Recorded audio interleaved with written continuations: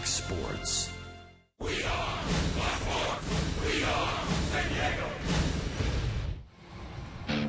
San Diego prime property, but no sales. So don't go hiring a new realtor. The Padres stay the same as they arrive in Miami to play the Marlins.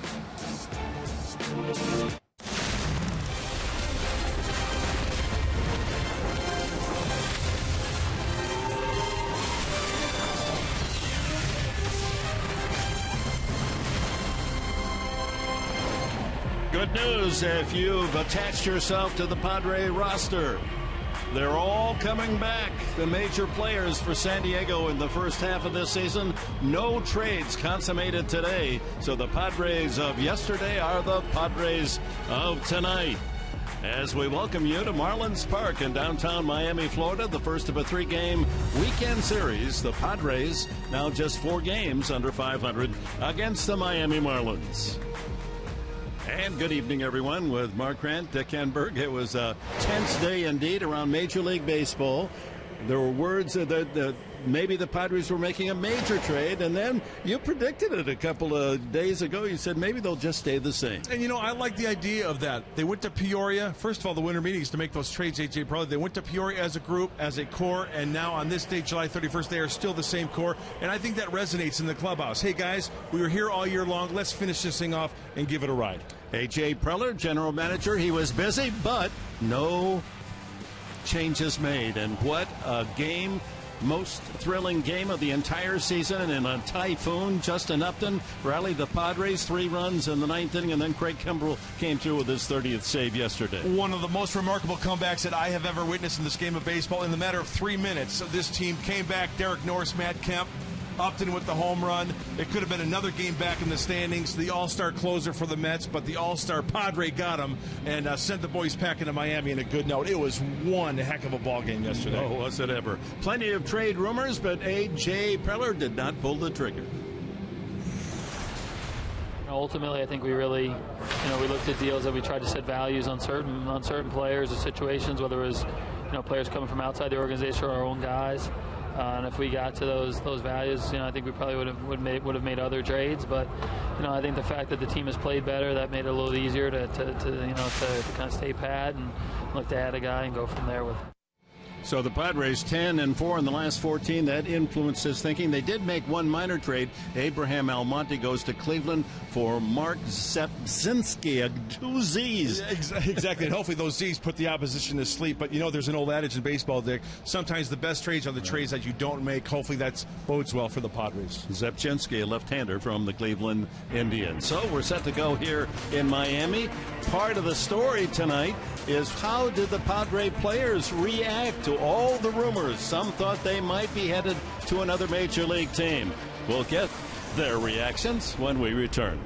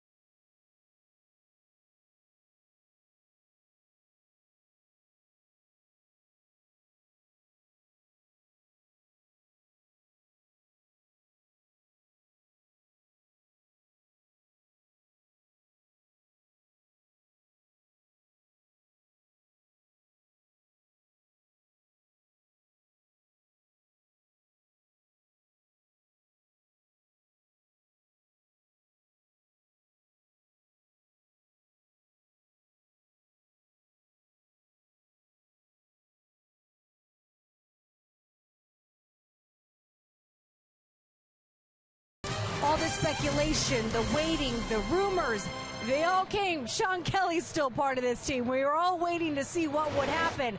And at the very end, it was just one minor trade. Mark Zemchitsky coming from the Indians. They traded him as a left-hand reliever, sending Abraham Almonte to Cleveland. But at the end of the day, it's what A.J. Preller didn't do that spoke the loudest to this team. It's definitely glad, the core of the guys that we're all still here. I think that, as a baseball team, you believe in all your guys. I believe in everybody in here. I think it takes baseball teams, when you have a lot of new people, it takes a little bit longer to click. And, we got 60 games left to, prove that we can make it click. It's relief, and I think just a sense around the clubhouse is that, the front office wants this group. So we're going to do everything in our power to make sure that they didn't make the wrong decision. So 4 o'clock Eastern time came and went. The guys got through it basically with a lot of humor, making fun of each other and whether or not their phones were lighting up. But they all stayed pretty silent. So no moves today, but they're moving on against the Marlins, trying to take some of that energy from last night's big win and move it on today against the Fish. We got first pitch coming up from Marlins Park when we return.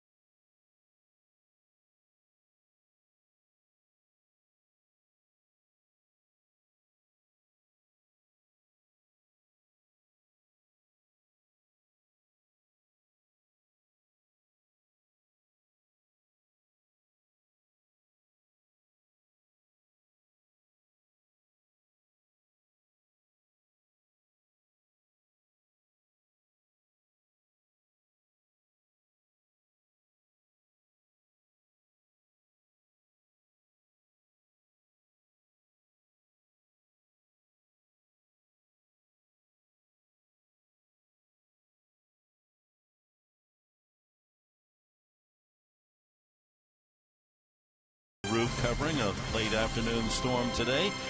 You fans ready for Pick the Stick? Saquon's Pick the Stick. Weigh in on Twitter for a chance to win a free foursome of golf courtesy of Saquon Golf Resort. Hashtag I'm with and the last name of the broadcaster you want to join forces with. If they win, you win too.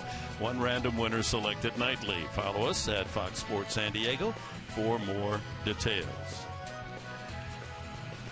And the temperature outside, 75 degrees, in the 90s during the day. Thunderstorms in the afternoon, and so the roof is closed.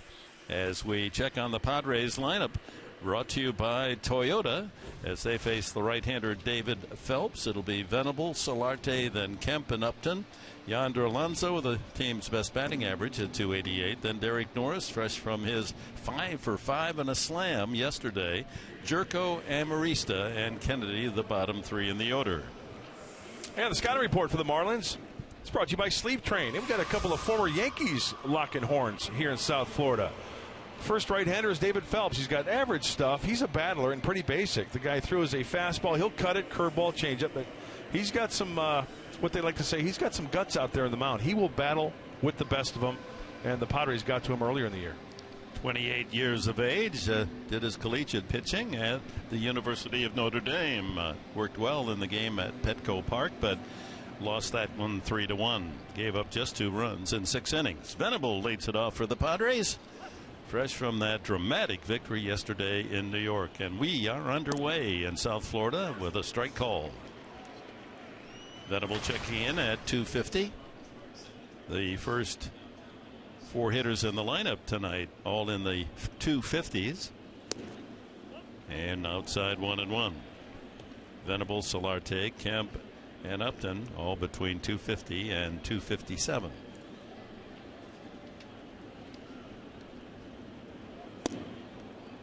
Strike 2. 1-2. The Marlins with the lowest attendance average of any National League team. They're averaging just over, just under 22,000, and a small turnout on this Friday night. That one back into the crowd. Sean Barber calling the balls and strikes with Doug Eddings, Adrian Johnson, and crew chief Bill Miller on the bases. Pat Murphy's team playing well, 10-4 in the last 14.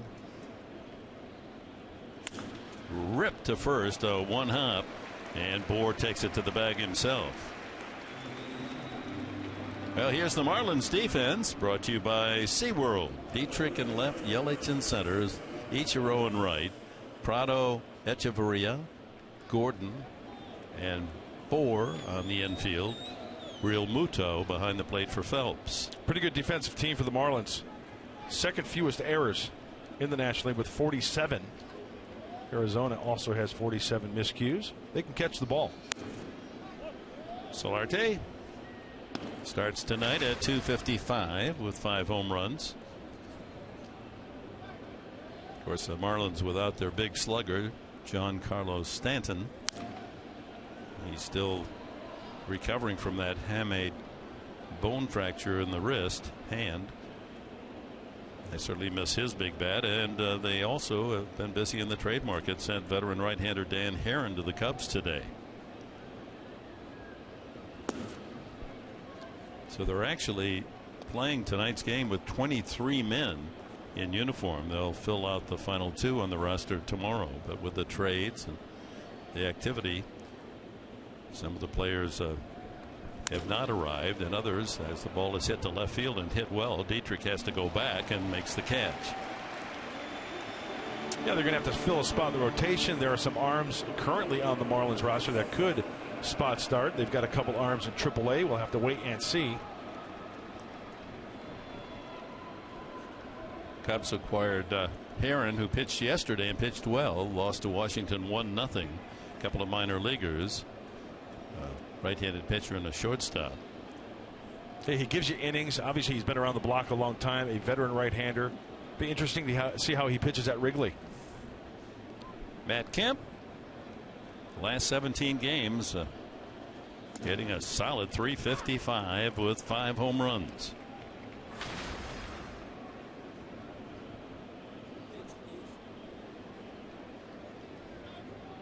Kemp with Upton on deck.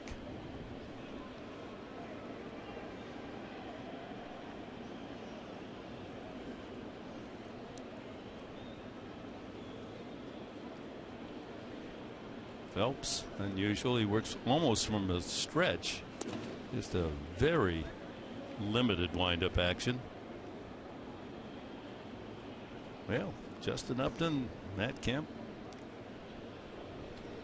Norris, Jerko, all still with the club. Yeah, top of third, we're going to be joined with A.J. Preller, the general manager of the San Diego Padres. Talk to him about what's going on, what didn't go on. You know what, you wish you could ask and get the information, but they have to be protective about players that they were trying to acquire and those that might have been traded from the Padre roster. But would have been interesting to know just what the deals might have been. That's interesting. The Padres are playing better ball. It's the lineup that A.J. Preller formed at the start of the year. And he wasn't going to give away talent. Right. If he wasn't going to get equal value or better, then better to just stay with the lineup he has. Mark Loretta right there with A.J. Fly ball down the right field side, and that'll slice back into the crowd. Yeah, some teams hypothetically might say, hey, we want Kimbrel, and here's what we have to offer. And A.J.'s like, oh, come on. Double-A prospect, A-ball pitcher, whatever the case may be. No, it's not going to happen. Yeah, you put the sign for sale out in front of your house, and if someone wants to buy it at half price, you say, never mind. We're not selling. Right. Full count. Matt Kemp.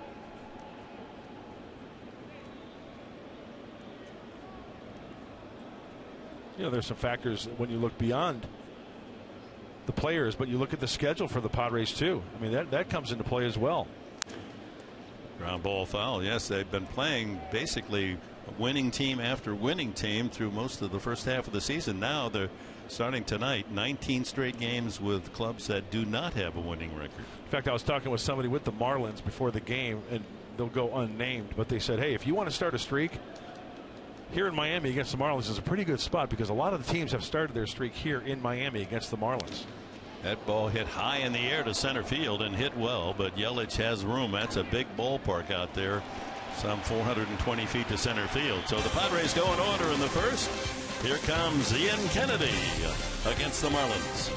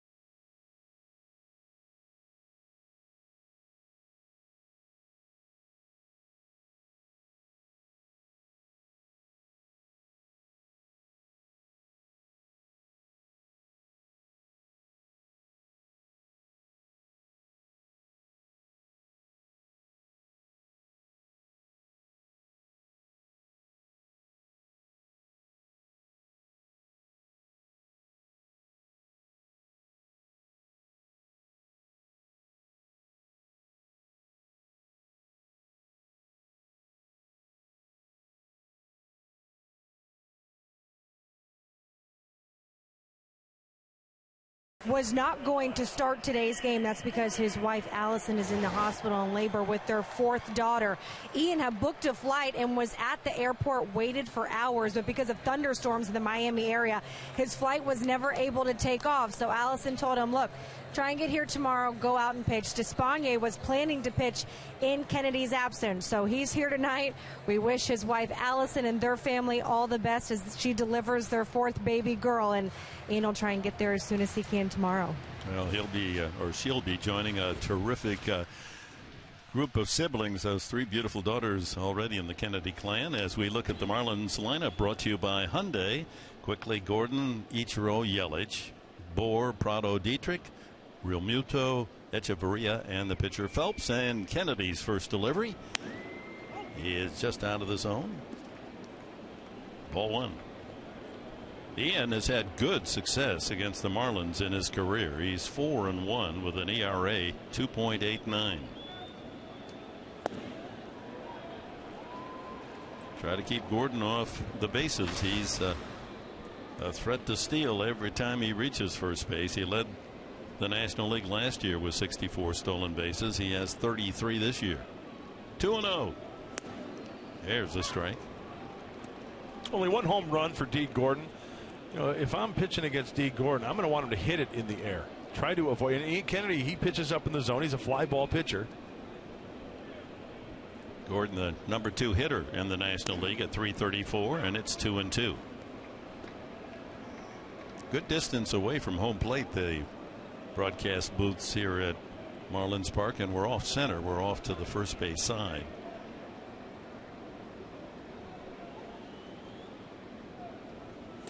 And the full count.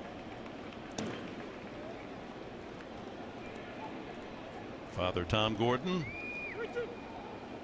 of D, a major league right-handed pitcher. His kid brother, also a talent. He's a high draft pick.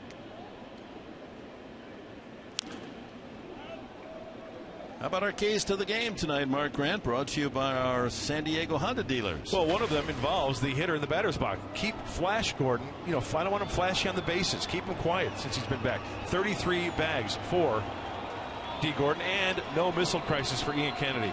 You know, we're in South Florida, and geographically, you know the story there. I like it. And he's thrown 22 home runs, and he walks the leadoff man. Not the start that Kennedy had hoped, as now Gordon will put on the pressure because you got to keep him tight, concentrate on him and his speed. Puts pressure on Derek Norris as well, the catcher. Here's Ichiro getting ever closer to the 3,000 hit mark in the major leagues. Of course, he had his Japanese total, and he's over 4,000 hits. Average down this year. Yeah, the on-base percentage down as well at 300. Now 41 years of age. There's that fall away technique of his. I know we talked about him when the Marlins were in San Diego, but quite a remarkable feat. Quite a remarkable person, player, Ichiro Suzuki at 41. Still be able to do what he's doing. And still an outstanding arm and outfielder.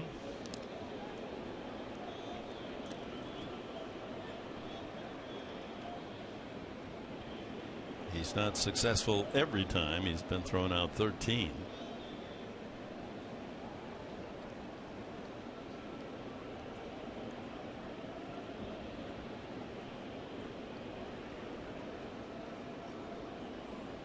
He goes. Norris's throw. Not in time.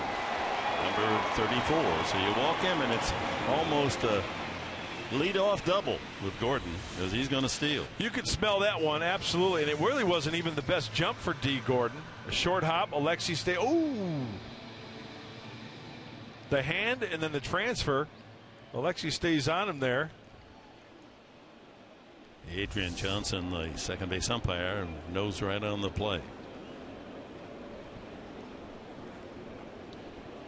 So Ichiro now, situational hitting, try to get that runner to third, and Marlins a run without an out. That's what he's going to do, and bunts it foul.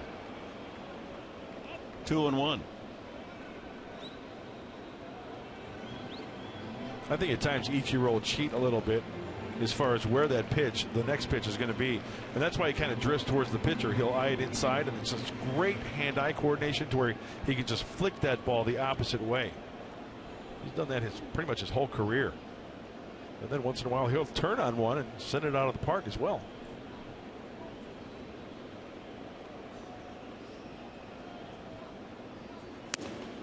That's in there. 90 on the fastball. 2-2.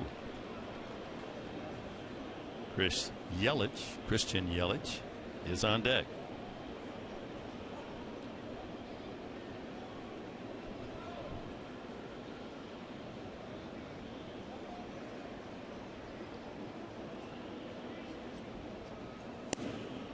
That's in there. Strike three. Big strikeout for Kennedy. You don't see Ichiro take a call third a lot. And I'm sure they've got stats on that as well as Ian Kennedy. That's a pretty good pitch. That is. That's a nasty pitch. Knee high and paints the outside corner. Nadeska. How can that be? It's a good pitch, Ichiro. Center fielder Christian Yelich, just 23 years of age, from Westlake, California, born in Thousand Oaks. Big contract signed in the offseason. $49 million for 7 years. Just a baby. 23. High fly ball to deep center field. Back goes Venable, and that ball is gone. Wow. Yelich straight away center field over the 418 marker. And that's got the fish flopping here at Marlins Park as they take an early 2-0 lead. Number 6 for Yelich on the year. Well, he made good pitches to Ichiro Suzuki down and away. Yelich gets a mistake down the middle of the plate and sends it right back from where it came from. This is straight up the gut, center field, into the shrubbery. So a walk and a home run, and the Marlins jump in front 2-0 here in the first inning. Here's Justin Bour, the first baseman. Strike one on the breaking ball. So Kennedy has allowed at least one home run in each of his last 9 starts, 23 on the year.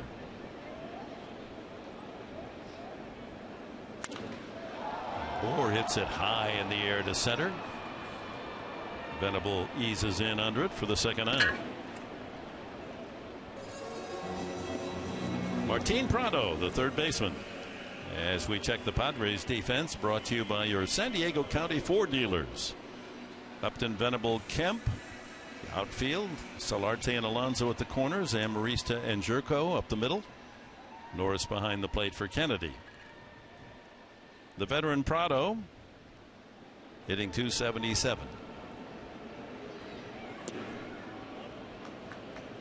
7 years in Atlanta, a couple in Arizona, finished last year with the Yankees. Just a good major league hitter, batting .291 in his career. Solarte able to cut in front of Amarista and make the play. But a leadoff walk and a home run Yelich, and it's 2-0 Marlins.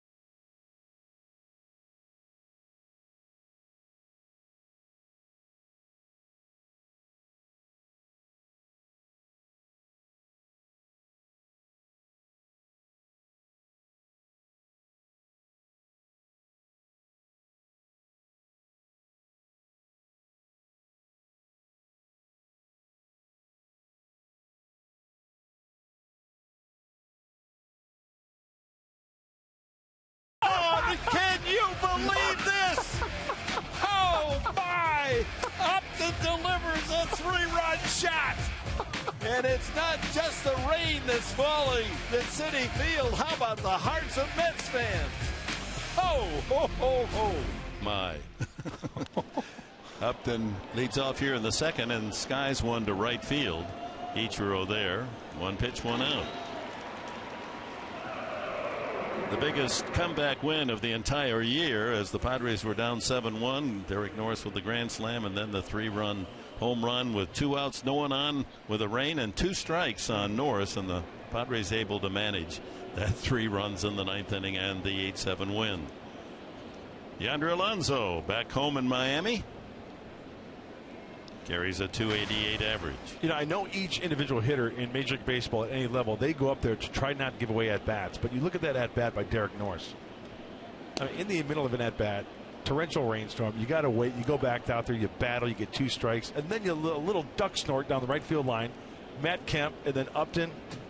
It couldn't have been written any better. Hollywood wouldn't have bought the script. Too incredible. And Norris, as he came back, had 1 strike on him. Then it was 0-2, and he fouled off barely 3 pitches before he hit that little number over the first baseman's head.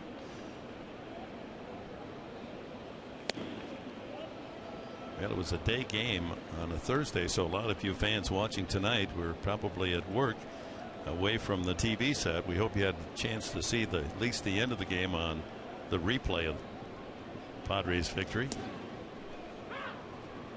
3-0 to Yonder. Well, they called that one a strike. 3-1.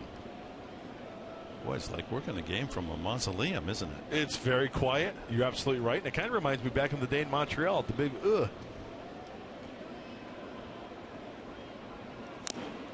And a foul tip. 3-2. You know when they say at sporting events when you can feel the electricity?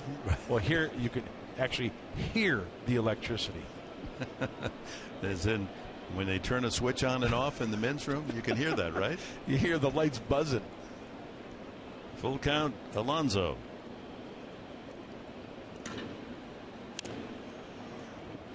Looked like a little cut fastball from Phelps as you look at the Fox tracks. Everything trying to be away to Yonder Alonso. Then trying to sneak that little cutter inside. And of course, Yonder's going to be fired up. Representing the U, the Hurricanes back in South Florida. Homered here last year.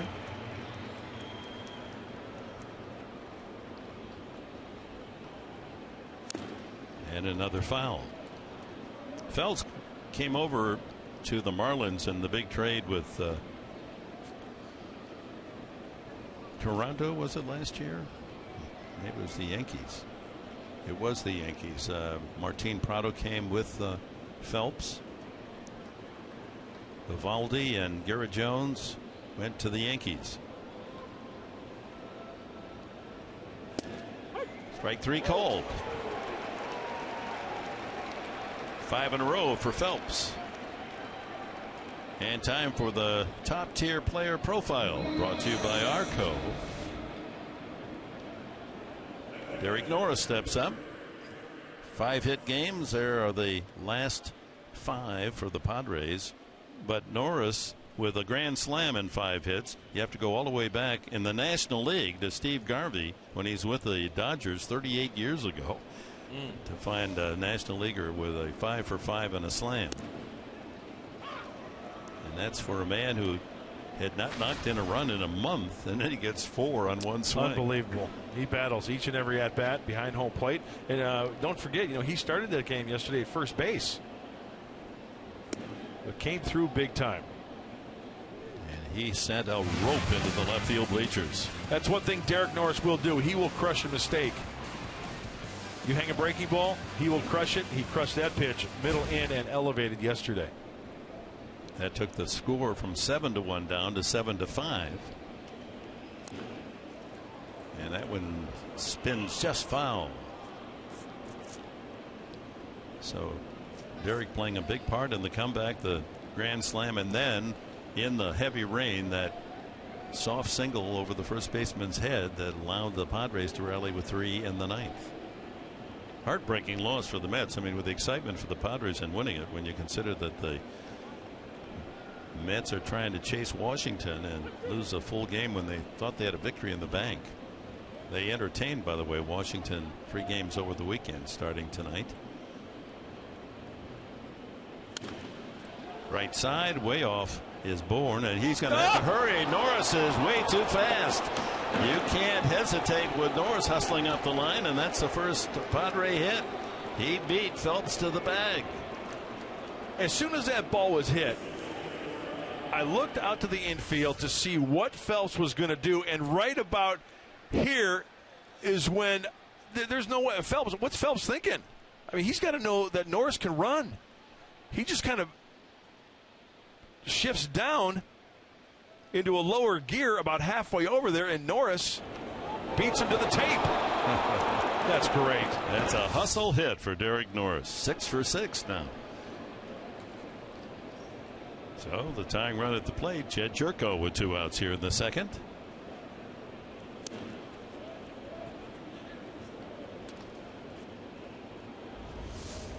And Phelps' reaction is like, man, what am I thinking? Or was I? Got to get over there quickly.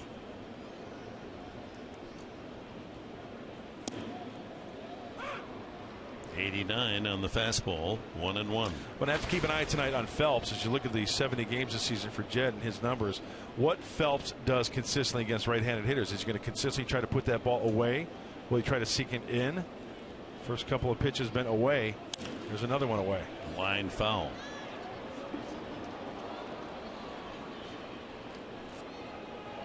It's a good sign. Jerko more and more since the All-Star break, taking that outside pitch and hitting it to the opposite field. 5 home runs for Jerko.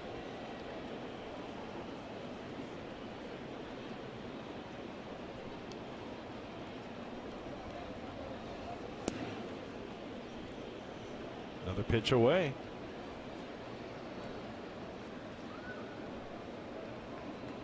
Norris at first with a leg single. And 2-2 now to Jerko.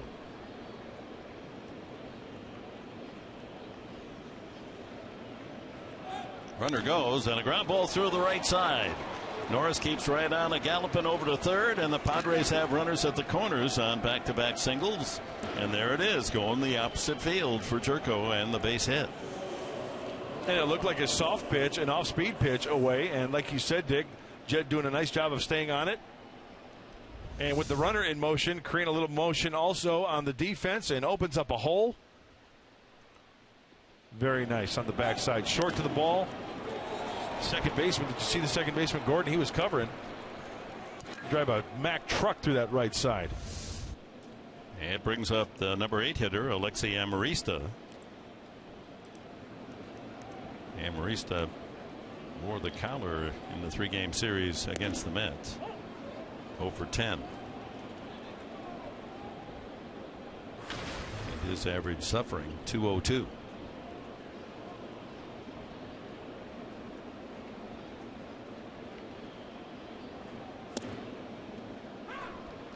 One ball and 1 strike, 90 on the fastball. Now, when a pitcher has a comfort zone down and away to a righty, what is that to a lefty? Down and in. So let's see if he consistently tries to throw that cut fastball into lefties like Alexei.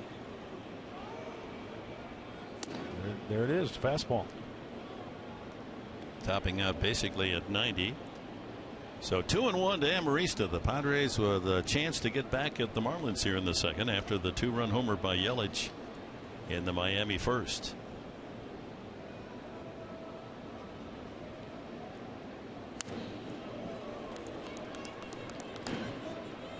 Our closed captioning for tonight's game brought to you by Wiener Schnitzel.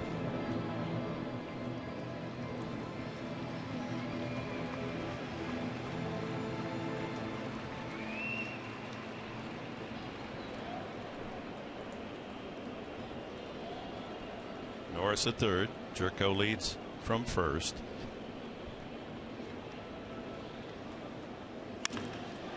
Hit well, but at the center fielder, and Yelich is there to make the catch.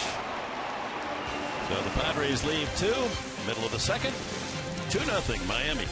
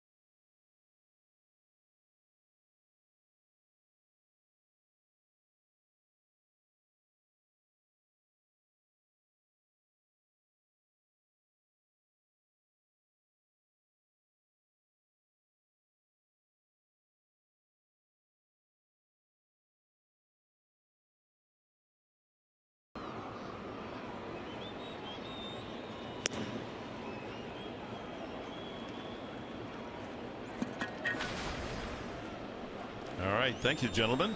Bottom of the second. Derek Dietrich leads it off. 5 home runs already. One of those against Kennedy at Petco last week. 26-year-old from Georgia Tech.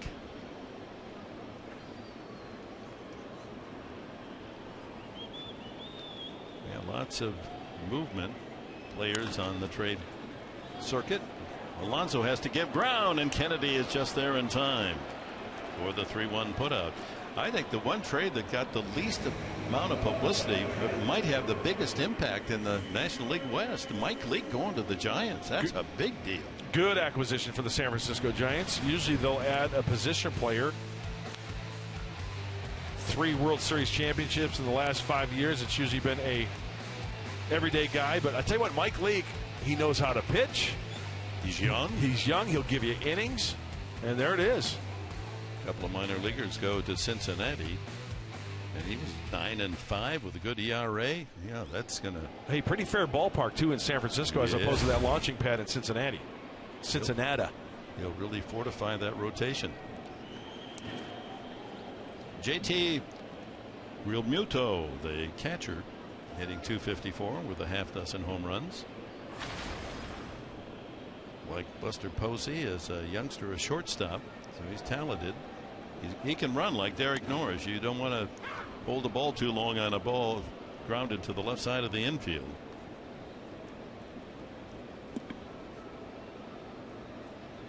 From Midwest City, Oklahoma, he's 24.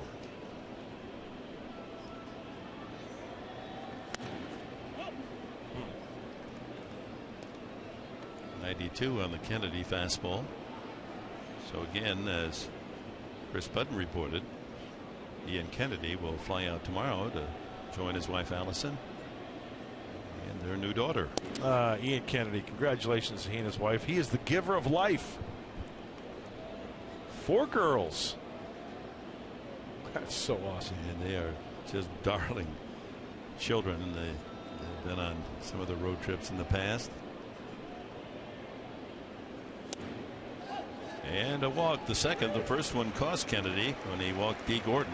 He scored on Yelich's home run, so a 1-out walk sets it up for Adeiny Echeverria. Hey, just a reminder, Padre fans watching, we're going to have A.J. Preller join us in the booth next half inning. Try to get the scoop on just what transpired today or did not.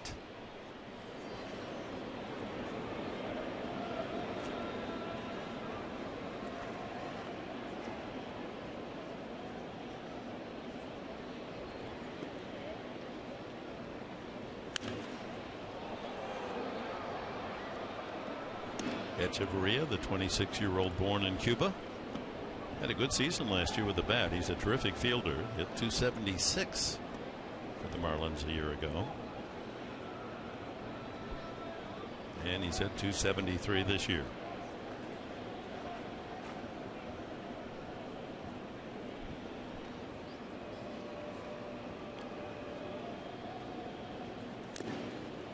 You know, it's kind of funny in the clubhouse. The bus got here. It was a 3:30 bus, so we got here around 4. What was it, Dick? About just a little before 4. Yeah. And guys in the clubhouse were sitting on the couches and, you know, going through reports and getting ready for today's game. And all of a sudden, once in a while, you'd hear, "Hey guys, 5 minutes. 5 minutes. You're still here?" Justin Upton kind of like peeking around the corner, having some fun in the clubhouse. They had a little time clock going.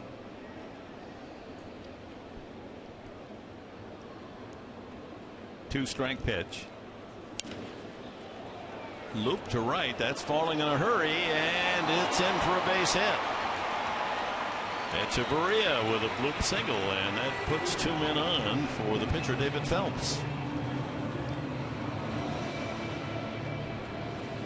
Second Marlins hit. When you get jammed like that and you get that type of hit, when you look at the location here, actually, you know what? This ball is kind of down a little bit. It gets underneath it just enough. Down by the label, nearly gets sawed off, and Echeverria is aboard with a hit. Finding the garden spot in between Kemp and Jerko. The old-fashioned Texas leaguer. So 2 on with 1 out, and Padres looking for the sacrifice from Phelps. He shows his hand early. He wants to bunt down that third base line. Oh, pulled the bat back. Takes a strike.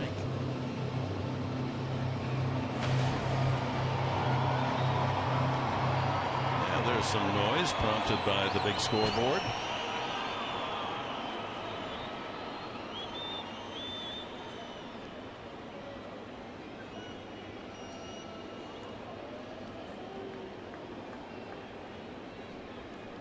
First of 3 on the weekend here in South Florida. Tomorrow, 3:30 our TV time. Despaigne against Urena. Just called up. 1-1. And then the Padres have to face their ace, Jose Fernandez, back from Tommy John, and is 4-0 and has an incredible record here in Miami. He's never lost. 15-0 here in his home digs. Unbelievable.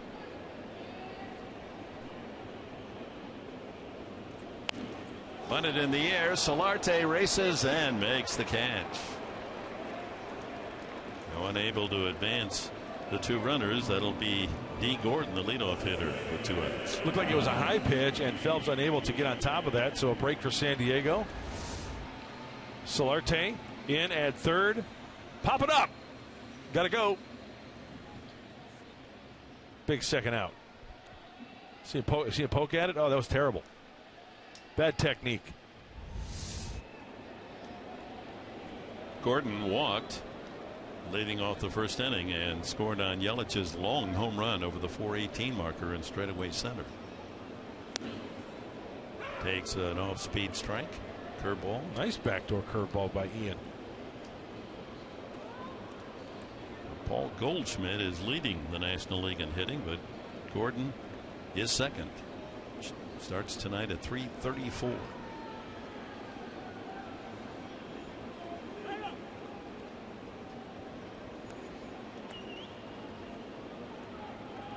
During the winter, it was a shock to a lot of us that the Dodgers let Gordon go. He's an ideal leadoff man. Plays a good second base.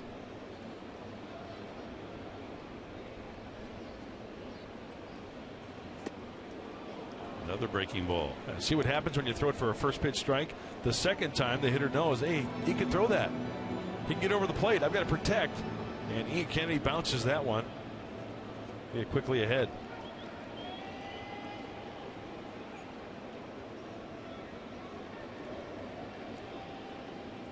Real Muto at second. Echeverria at first. 2 outs. Center field.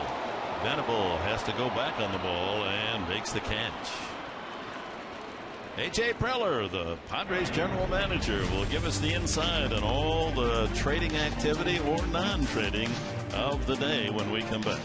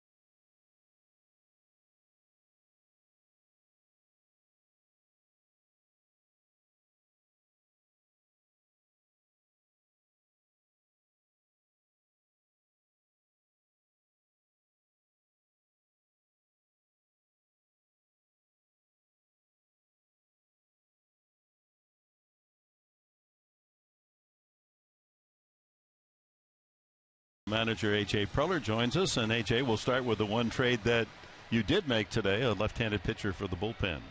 Yeah, we were able to make a trade there right before the deadline and get Mark Zepchinski. Yeah, your microphone isn't open here. Let's see if we can do something about that. Yeah, we were able to go get Mark Zepchinski. Mark coming over from the Cleveland Indians. He's been, in the past he had a chance to pitch with the Cardinals and the Blue Jays and the Indians.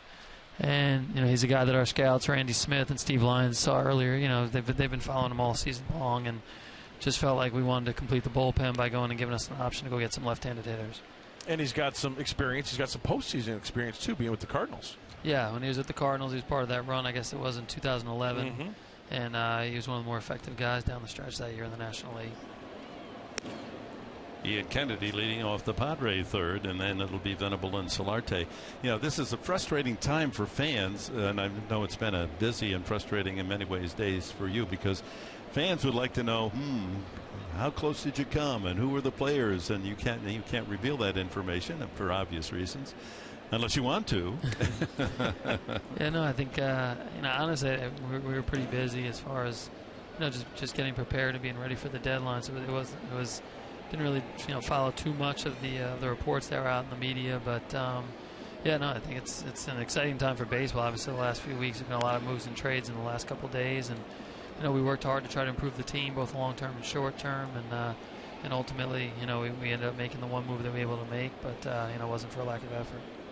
How much did the recent success of the team, 10-4, influence today's activity? We try not to get too up and down. I think we overall have an idea about where our club's at and what we're trying to do. I think we do have faith that that our team, the better play we've seen here in the last few weeks, that we're looking to extend that here in the second half. And I think, like we said all year, we feel like we get good pitching every night. That always keeps you in the ball games, and we're trying to find a way to put more runs on the board. And I think it was a factor in what we did, but ultimately it wasn't necessarily the deciding factor. I think we went out and tried to make additions and set values for certain players, and if we were able to do it, good, and if not, we felt good about a core group of guys we have going forward. AJ, that's the point we made a little bit ago prior to the deadline, and I feel strongly that because you did not make a deal, winter meetings, you made those deals, you go into Peoria, at this point, same guys, and I think that bodes well in the clubhouse to where they kind of look at one another and say, hey, guys, you know what? AJ put us together. We might as well stick together and give it a run down the stretch. Have you had a chance to talk to any of the coaches or Pat Murphy or the players after the fact? Yeah, I've heard a few players say that, mention that. A couple of the coaches mention that. And you don't want to get in a situation where you're constantly making changes and you're turning things around, daily or weekly. And I think the staff has to feel like, and rightfully so, that hey, this is our group, and now let's go ahead and figure out a way to get things better. I'm sure the last few weeks as a player, there are guys wondering, hey, am I going to be here? What's exactly going on? And how this thing is going to turn out. And I think hopefully guys now feel good about here's the situation. In the next few weeks, we're able to play good baseball. Here's the 10th pitch of the at-bat. Kennedy wearing out Phelps. And he finally drives one to right center field. He knew what he was doing. That's between the outfielders. And Kennedy, had he been a normal position player, might have had a triple there, but he just coasted his way into second base. What an at-bat. Look at the pitching core up on the railing there to root for Kennedy. 10 pitches and then rips a double to right center. Working Phelps, head down and rifle in that right center field corner. And maybe some GMs are going to call A.J. Preller. They need a hitter. AJ, was there one certain core of players, or was it a lot of, without giving any names, because I know you can't do that, was there one certain core, maybe 3 to a handful of guys, or was it an abundance of players that other teams inquired about? Yeah, there's a lot of players on our roster. I think it shows that we have we have players that are attractive to other clubs, but it's also the product this time of year. You're going to get teams that are going to look for core players and guys that are plus players and some of the better guys on our team. And then it's also a situation where you get teams calling, they're looking for good fits and upgrades on what they have. That may be a bench player or left-handed bat off the bench, or a guy that can play all 3 outfield spots. So it was a combination of both, and so we made for a pretty active last few weeks as far as discussions. The heaviest rumors were that, of course, Craig Kimbrell is a prized property, and with his 30 saves, that the Yankees and Houston had interest. Was that correct? It was there on Craig, and there are a lot of teams, rightfully so. I mean, he's arguably the best reliever in the game of baseball today, and I think when other teams look at us and if you're closer to the bottom part of the standings than the top, and you've got really valuable assets like Craig, that's a guy that a lot of teams actually asked about. And, ultimately, he's a guy that we like having here with the Padres, and hopefully he's going to save a lot of ball games for us in the next couple of weeks. The trade we just talked about it in the last inning that we feel in the NL West has been quiet in terms of the publicity, but it looks like a terrific deal for the Giants to get Mike Leake. Yeah, I think those are the moves that when they come across the wire, you're not pleased to see. But obviously, Leake's been a good pitcher, and going to help out. Obviously, it's a very strong team already, so it'll make things harder for us. But we understand. We're trying to chase down those teams ahead of us, and we're going to have to play really good baseball here. AJ, be honest with me. Within the last, you've been with the team on the flight, right, to Florida, yeah. And you were in New York with us, correct? Yeah. How many hours of sleep and how many times did you call room service? Send up food to your room, and who spent time in the room with you, trying to Fred Ullman Jr. Because there's a lot of people on this trip. Yeah, we had a group of guys here the last few weeks and then the last couple of days, and set up a war room type deal in the suite similar to a draft room, and we were able to you end up obviously the last few days especially you're working pretty much around the clock as the phones are ringing, and you have guys that are generating ideas, guys that are looking at different aspects of trades. Definitely have on the phone with your scouts, and just constantly looking at the things that are on the board or things that we would compare to other offers, and trying to make decisions on what'll help our team get better. And what do you take away? First time as GM, first trade deadline that's coming past. I think it's one of the things is to see that there's a lot of interest in our players. Hopefully we made some good decisions by standing pat in some cases. But it was pretty typical of a normal trade deadline situation that I've seen the last 10 years in Texas. There's a base hit by Solarte, and around third comes Ian Kennedy to score, and the Padre pitcher dents home plate, and it's a 2-1 ball game as Solarte delivers his 35th RBI of the year. I think the other thing too is it's the non-waiver trade deadline on the 31st. After the 31st, obviously you still have an opportunity to make deals. Right. You have to. It's a process where you have to pass a player through waivers. But it's not necessarily the last time you'll have to make to either add somebody or make a player. Now, that's something that I think a lot of the fans don't realize. They think, well, now the deadline has been passed. You can't trade again to say September in the call-up time. But any time you can lay out the bait, can't you? Yeah, no, it's a different process that starts here now in the next month. But yeah, it's definitely it's a situation where now every day players will be passed through the waiver wire, and every team is looking to either block players or let players go through, and then if players do get through the waiver wire, you're able to still go ahead and acquire players, and as long as you acquire them before August 30th or 31st, they're able to play in the postseason for you. I got to be honest with you sound tired. I mean, he looks tired.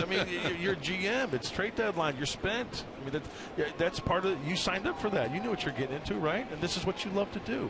Yeah, I didn't bring the 8 pipes on the air tonight. So. Here's Matt Kemp. Sent a ball deep to center fielder Yelich his first time. Would it help if I said you look great? That works. That works for me, definitely. Trying to pump you up a little bit. It's going to be an interesting book. 10 years from now, I want to read the book on all the conversations and the building of a ball club and fly out of play. How's Coach Welke doing, by the way? He's back in San Diego right now, and he was available on phone. He was weighing in on a lot of different things, and he was in the room leading up to the to the deadline, and when we were in San Diego getting ready for this period. So he's it's Don Welke, who's senior vice president for us on the scouting side, and a big part of what we're doing with the Padres. Surprised that Cole Hamels went to the Rangers, not someplace else? Not really, honestly. I think there are a handful of clubs that that I think probably had the prospect package that the Phillies were looking for, and I know that they're a team that I know from the past the Phillies had interest in a lot of their players, and they've got some depth in terms of numbers on the prospect side. So if he had circled 2 or 3 places for Hamels to land, my guess is Texas would have been one of them. Kept to shortstop. There's one back to first, and a double play. So the Padres settle for one. A.J. Preller In a busy time, it's nice of you to come up and visit with us, and we'll look forward to getting back home. Thank you, guys. Appreciate it. Thank you, AJ. AJ, thanks. 2-1 after 2.5.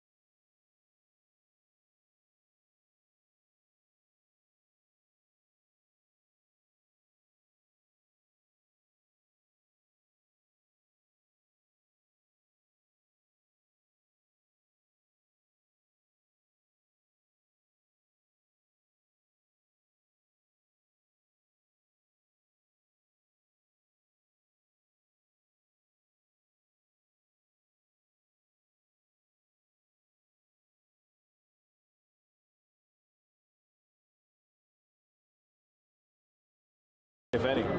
And guys are even verbalizing that here and there, you know, like, hey, you know, let's keep this together, you know, and stuff like that. And, little comments. So I think it's a big statement.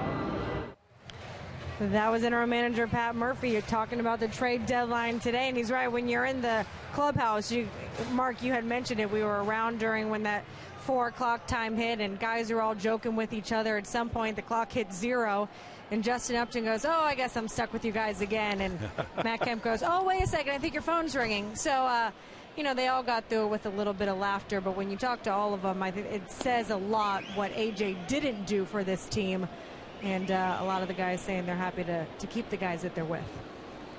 Yeah, thank you, Chris. And there's no doubt about that. And that clubhouse, those players that wear the San Diego uniform, they like playing for the Padres. Yeah. No question. There's no one saying, I hope I get traded away from this team.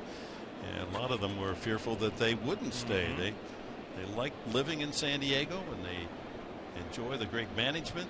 Fans. Ground ball to third. What a good play by Solarte, and across in time to get Suzuki. That was a tough chance because Solarte was in on the grass looking for a bunt. Quick reactions and one away. Ball hit hard. He has time to react to his right, gather himself a little bit, crow hop, and fire a seed, keeping Ichiro off the bases. Yonder Alonso admires that play as well. Brings up Christian Yelich, who nailed one deep over the center field fence. His home run number 6. Give the Marlins their 2 runs. Back to the attitude of the players themselves. I thought a good hint of that was yesterday when Chris interviewed Justin Upton, because in his answers to her questions, he used "we" a lot. It wasn't "I" or it was coldly saying, well, I don't know if I'm going to be here or not. He was talking in winning that game about continuing as a Padre. I'm glad he's still with us. Absolutely. It takes a while to get a team together to build that chemistry, and why break it up? Way outside to Yelich, 2-1. And let's face it, folks, people listening, fans, we don't have a crystal ball. Nobody's got a crystal ball. It's a crapshoot of what you do and what you don't do at the trade deadline. There are teams right now that have made deals to try to make their team better, and you know what? They're going to lose 8 out of 10. Yep, they don't all work out. No. 2-2 now to Yelich. Well, the Marlins certainly have emptied out some of the veteran players and gone for a handful of young players. Some may be stars someday, and maybe none of them will make it to the big leagues. That's the risk. Dan Jennings. Swing and a foul tip. And that one was clutched by Norris. Strike 3.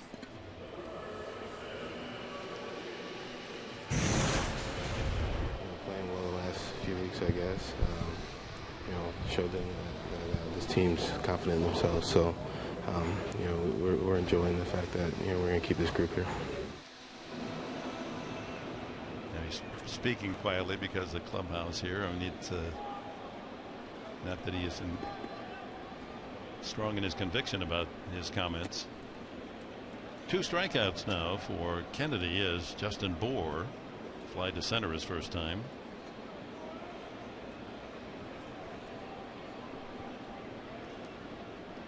Yeah, it's a bittersweet time. On one hand, fans want the excitement of a trade. The other hand, you hate to see somebody that you learned to enjoy as a player and a fan and Guy go away. Whoa, low throw, but Alonso able to dig it out. It's a 1-2-3 inning for Kennedy. Only 10 pitches used in the third.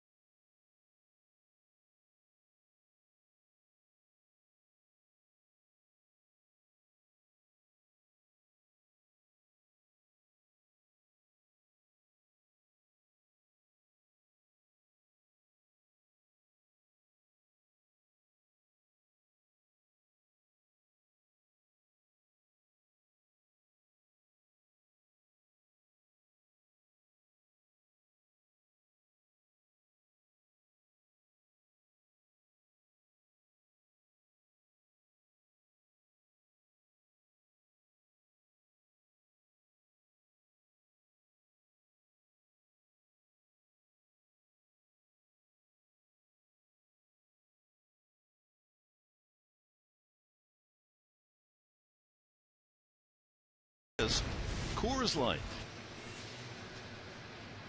Comeback wins. Padres with their most dramatic yesterday in New York. Washington at Atlanta came from 8 runs back. Toronto from 7 down, and the Padres yesterday 7-1 they rallied to win 8-7.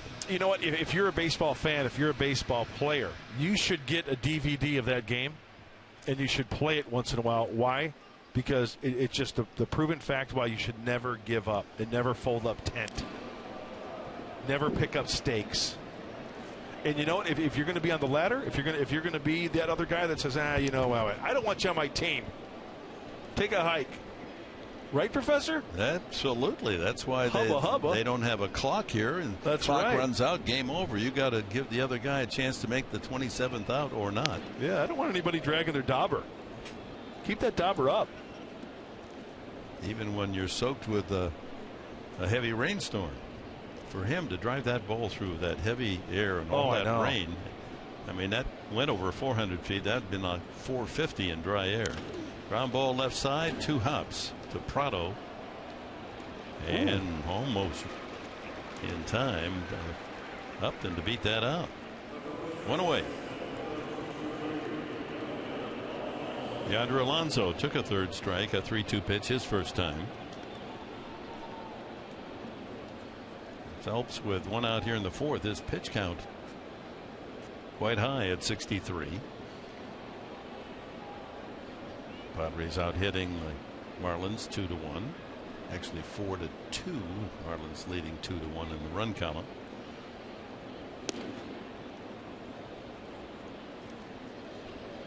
Yeah, this 3-game series, Yonder Alonso looking forward to coming back to Miami. You have a feeling that he might do some damage.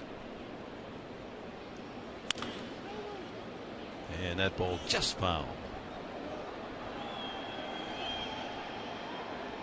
I remember going back to Chicago, always getting a little extra pick-me-up. You see family, you see friends. Yeah. You want to show your best stuff. Not that you feel any differently at another ballpark. A little more adrenaline going, huh? There's a happy customer going home with a big league souvenir.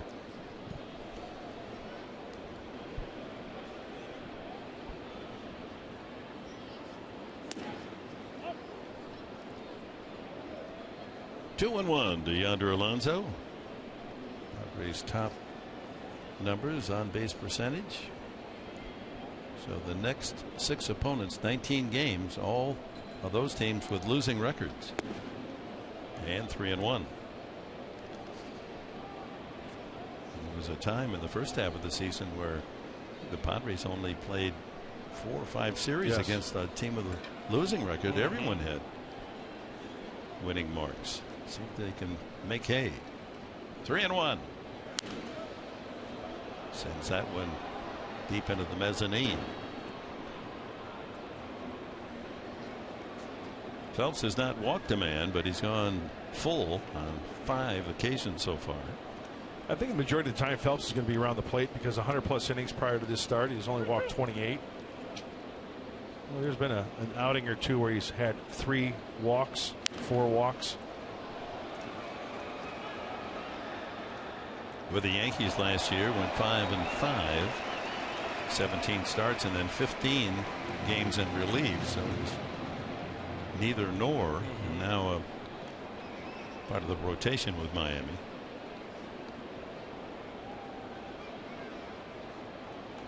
And the walk, Alonso with a 1-out walk, tying run. Time now to take a look at the National University standings. Dodgers just a half game in front of San Francisco. That's a dogfight. Arizona playing good ball. They've won 5 in a row. Padres 8 back. Colorado lost last night, 13 out. And there's the wild card side with Pittsburgh in the driver's seat at this point. Cubs only 2 games out of a wild card at the moment. Hey, let's keep the band together and go on tour and make it a nice ride. Play some beautiful music. Yeah. Let's stick together. Let's party a little bit. Let's, give it 3 hours at the ballpark each and every night. Play hard, get dirty, make it a contest. Norris an infield hit the first time. A brain cramp by pitcher Phelps and not covering this ball up the middle. And what a play. Stop it. Gordon can't come up with the ball. For Ramon, it looked like he was going to have that backhand and use the glove to flip to Echeverria, but it's Norris with another hit. That's 7 straight base hits for Derek Norris. Just D. Gordon getting to this baseball. It's right over Phelps. Yeah, he was going to try to flip it with his leather. Yep. And these two have turned some exotic double plays. Not this time. So the Padres 2 on with 1 out to Jerko, who singled through the right side his first time. And you know what, Dick? It's plays like that that aren't made that hopefully the Padres turn into 1 or 2 runs. When you're a team that's going poorly, they pull that rabbit out of their hat and they get the force play. So the tying run in scoring position. Alonso at second base. Go ahead. Norris at first. And Jerko with a chance to give the Padres the lead.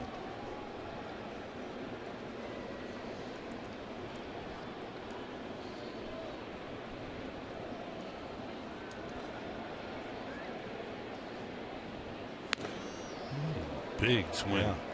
Yeah. I know that Yelich in center field, he's got some speed out there, but I think, Dick, as you look, he's kind of the shallow side, just a little bit on the first base side of second base. If he pulls something in that left center field gap or squares something up to right center field, he's got a chance to score 2 runs here, Jed Jerko does. Yeah, doubles to left center.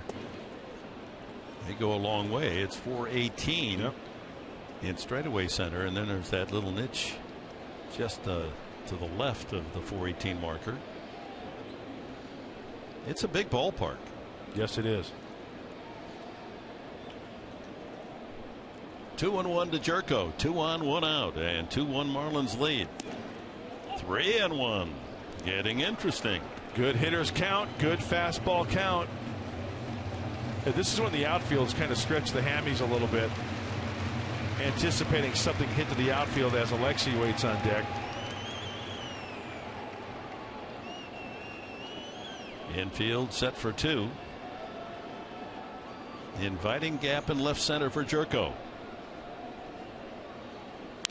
He got one in his power zone. Yep.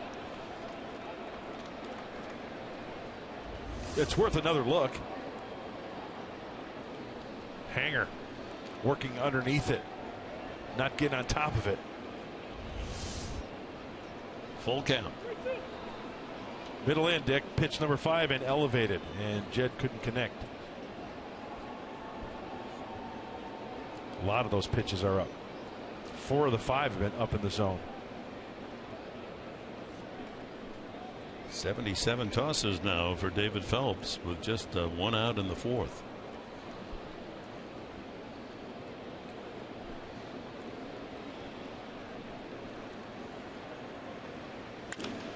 That ball hit well in the right field, but slicing foul. Just into the seats down that right field side. Runners return. Another full count pitch coming up. Well, the Marlins in this month of July, as we reach the last day of July, lowest team ERA in the major leagues, 2.59. They've been getting terrific pitching, not only from the starters for Dan Jennings, but the bullpen. Yeah, a big factor is the lack of walks. Few walks during that time period. Anytime you do that, you greater chance of getting that low ERA like the Marlins have. That ball hit the left field. That's going to fall for a base hit. Here comes the tying run in as Alonso scores, and into third goes Norris. It's 2-2 as Jerko battles away and delivers the base hit to left. He's 2 for 2 tonight. Now the go-ahead score with 1 out at third, and Alexi Amarista, the hitter. Well, you talk about hitters tracking the baseball, looking for the fastball, adjusting to the breaking ball, and here it is. Look at those eyes, as big as saucers. A hanging pitch, and Jed Jerko sends it to left field. Middle in. That one he got on top of enough for the line drive. It looked like the runners were going as well. That's how Norris gets to third on a single to left field. Normally you can't make that kind of advance. Easily scoring is Alonso and Amarista. You know, that's one of those big gambles you take when you first and second you got that runners going. You get a line drive, it's a double play. It works right there for San Diego, and I kind of like it. Hey, stir it up a little bit. Try to create a little something, something. Get on with your natural born self there, Jed Jerko. Meanwhile, a meeting at the mound by the Miami Marlins after that first pitch out of the strike zone to Amarista, and perhaps reminding themselves this could be a situation for a safety squeeze. Dick, here's the pitch count you're talking about. 80 already.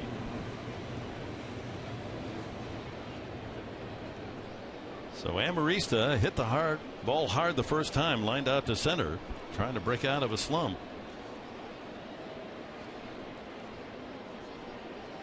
This would be a good spot for a tweener. But even a fly ball, the fly ball he hit in the second inning, would get a run home. Prado in on the grass at third. Popped up, but that's going to go into the seats behind the Marlins dugout.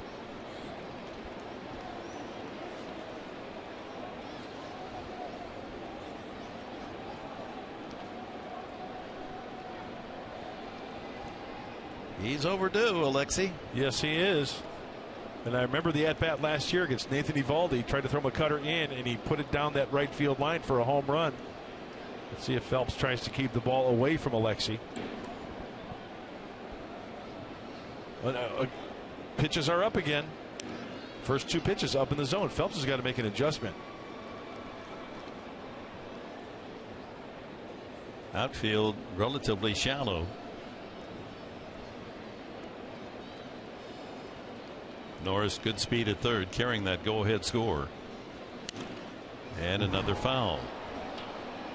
Again, the pitch up.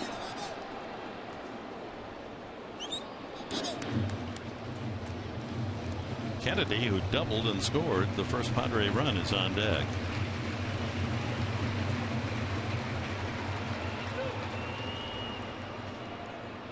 Two the score as the Padres have tied it here on the walk to Alonso and singles Norris and Jerko.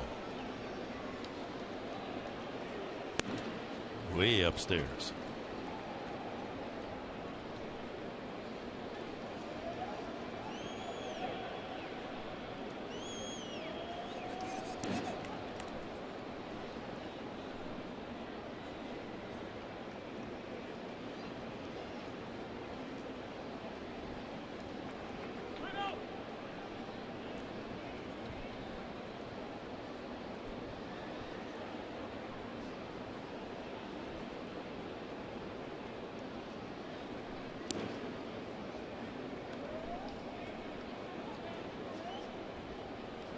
One thing got to be aware of, Phelps, a ball in the dirt, runner at third. Good secondary lead for Derek Norris.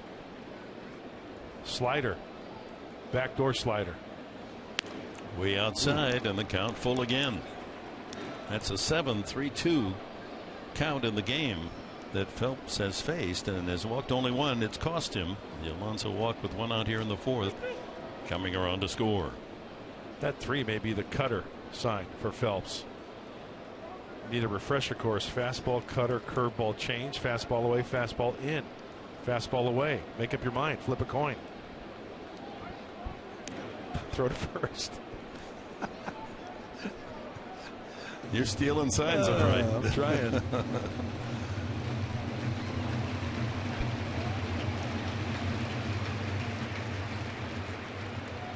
Fastball away.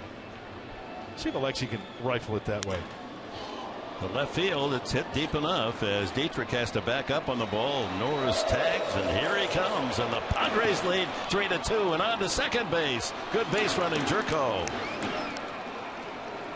Well, Marista with a sacrifice fly, and the Padres have their first lead, 3-2. And Ian Kennedy steps to the plate. Oh, yeah. Now they're shaking in their boots as Alexi gets a pitch. A nice battle. Remember, I mentioned Phelps pitching up in the zone a lot. Enables him to sac fly to left. Derek scores. And now Jed Jerko with the play right in front of him. Hey, why not tag up? Takes an extra 90 feet and a runner in scoring position with 2 outs. Kennedy with a double to right center after a 10-pitch at bat. His 4th hit, but 3 of them doubles.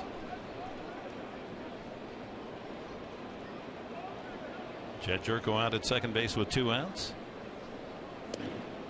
Ball 1. Well, Christian Yelich with a 2-run homer in the first for the Marlins, and the Padres pecking away. Kennedy doubled, single Solarte in the last inning. And a couple of runs here in the fourth for the 3-2 lead. And oh, almost got him. Well, Kennedy has earned Phelps' respect.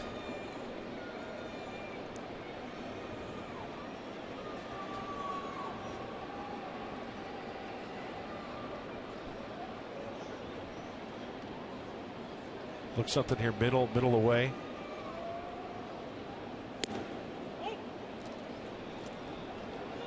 He's having trouble throwing strikes to Kennedy. Well, there's the Padre bullpen just beyond the left field fence. Pretty comfortable chairs out there, huh? Yeah.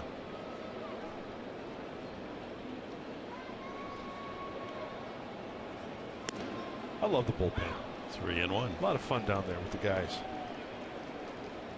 You'd rather be a relief pitcher than a starter? No, I think starter's where it's at. If you're a starter in the big leagues, what a great opportunity to really, pitch every 5 days. But hey, you know what? I was just glad to button up a top, button up a uniform. Another 3-2 count. And 90 pitches from Phelps.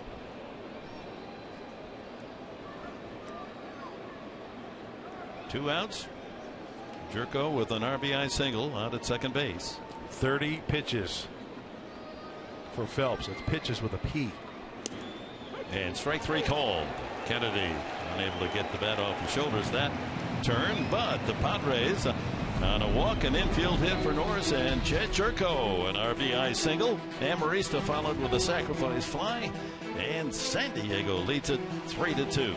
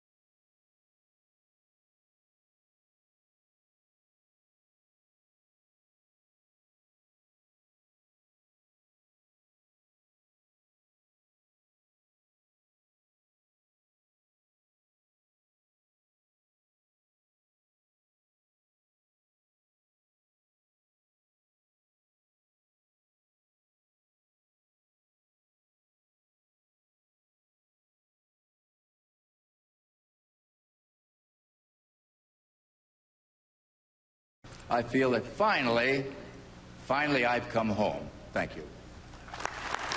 Beloved Colonel, 10 years ago, he received the Ford Frick Award, inducted into the Baseball Hall of Fame, broadcasting excellence, and having just gone through that experience, certainly can feel what Coleman did, and much more important person to baseball than I would ever be, a much more important person to our country.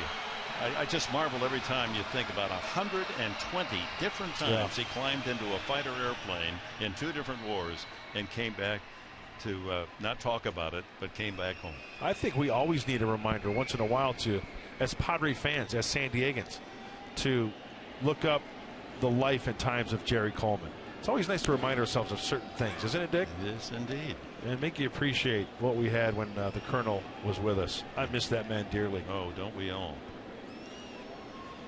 Martin Prado grounded to third his first time. Kennedy pitching with the lead, jumps in front, 2 strikes. Prado, Dietrich, and Real Muto here in the 4th inning for the Marlins, with San Diego on top, 3-2.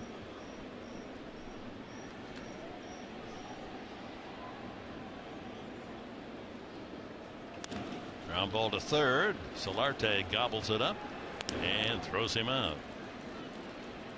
Well, when the talk about the trades and in that marketplace, how about Toronto? Look at their acquisitions. David Price, the brilliant left-hander. Troy Tulowitzki, many-time All-Star. The ageless LaTroy Hawkins in the bullpen. How about Ben Revere getting away from Philadelphia? Mark Lowe from Seattle. The Toronto Blue Jays doing it from every different angle.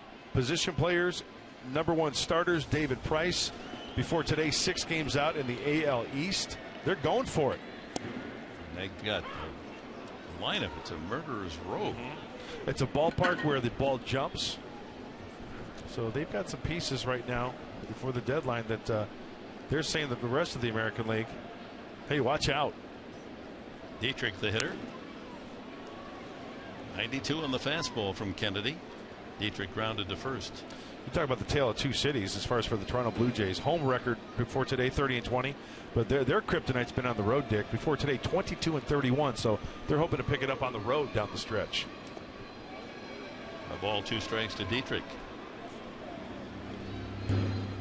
Opposing lineup. Toronto's 6 back, tied with Baltimore. Tampa's only 7 off the base. Boston, even with an off year, just 13 back in the fight for the American League East.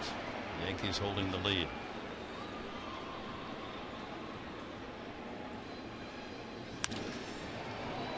Venable read that off the bat and intersects the drive for the second out. Brings up JT Realmuto.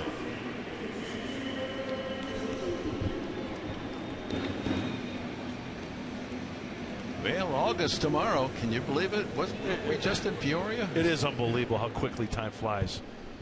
Well, you know what they say, time flies when you're having fun. That's true. You know what frogs say? Time's fun when you're having flies.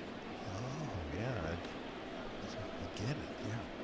Boy, you've been sitting on that one all season. You know where I heard that one? Where? Richard Lederer, the guy from the UT, the word guy. Oh, I love Richard Lederer. Yeah, he's great. I saw him on a show once, and that was one that he said, and it stuck with me. Love his work. It's the only type of stuff you get here on Fox Sports San Diego. And it's no extra charge. Comes with the package. You don't get that anywhere else. And you know what? People all around the country, because of MLB TV, watch our games. You know, we're not, you know, I thought, well, San Diego, Southern California, They're everywhere spread we out go. all over the world. I left the restaurant Sunday night in Cooperstown. Good friend Todd Anson threw a wonderful party for us. Great man, Todd Anson. And took over half the restaurant, so some of the patrons had to go sit outside. And they had set up some tables outside the restaurant on the main street there. As I walked by, one of them said, "Ground ball foul." Hey, I like that Dave Roberts show, that Coffee and Me thing. Yeah. I said, well, where are you from? Rochester, New York.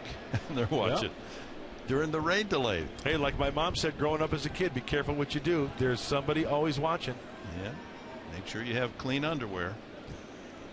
Did you get that one too? I did. You might get hit by a car. You better have clean underwear. I most certainly did.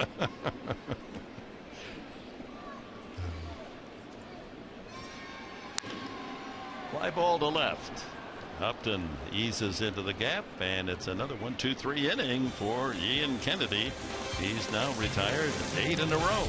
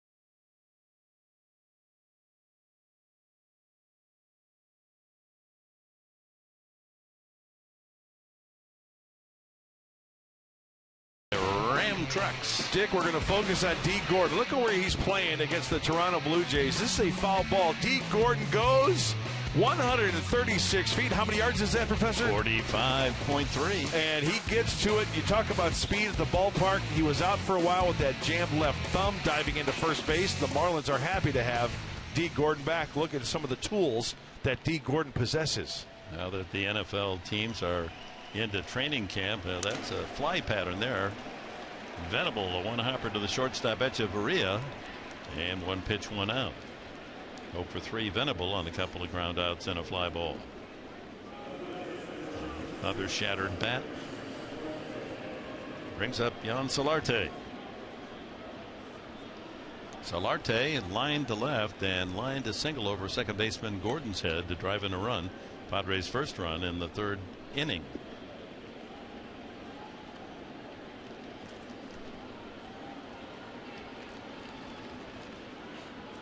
3 runs, 6 hits for the Padres, 2 runs, 2 hits for the Marlins. The big blow, the 2-run homer by Yelich in the first inning.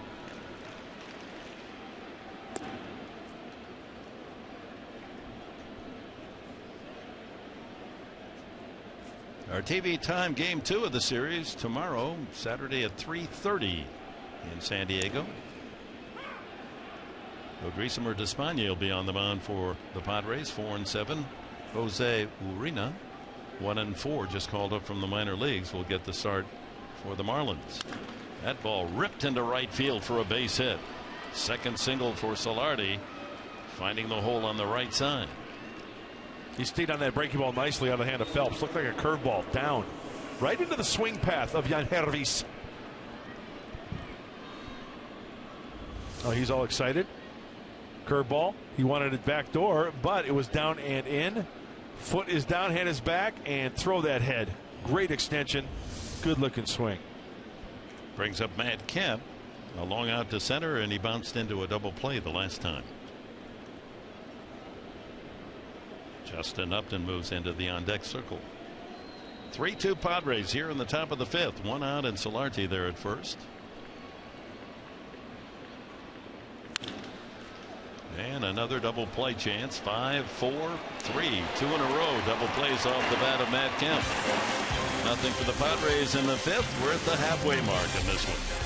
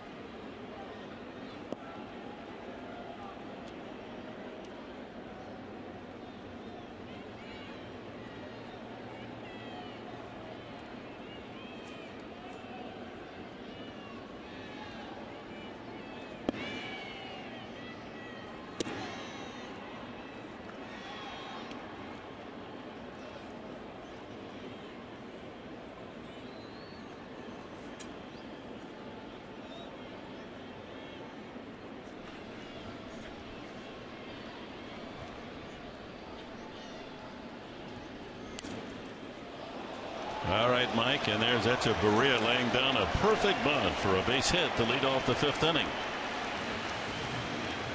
He's 2 for 2, a bloop single his first time up. So the tying run aboard here in the bottom of the 5th inning. Well, it's one of those where you just got to tip your hat to Echeverria. Solarte playing back at third base. Pitcher spot is due up. Phelps is looking in the dugout, getting the sign. He's no doubt going to put him down. Trying to get him over to second base. And let's check out the technique. Bat is level. Let the ball travel to the bat. He goes down, and that's perfectly executed by Echeverria. Catch the ball on the barrel of the bat. Yep. So Phelps tried to bunt his first time and fouled out to Solarte. Third hit now given up by Kennedy. You know, Dick, this is one of those situations where Kennedy pounces off the mound. Solarte in at third. If you can get that lead runner, that's a bonus. Main objective here is get an out. When in doubt, get the out. Backs away from the pitch inside. Remember, the first time up, Phelps showed bunt and then pulled the bat back as if he was going to take a full swing. He looked down at Brett Butler, the coach at third there, to see whether or not that might be the play here. Squares first. And he's trying to bunt. And chops it foul.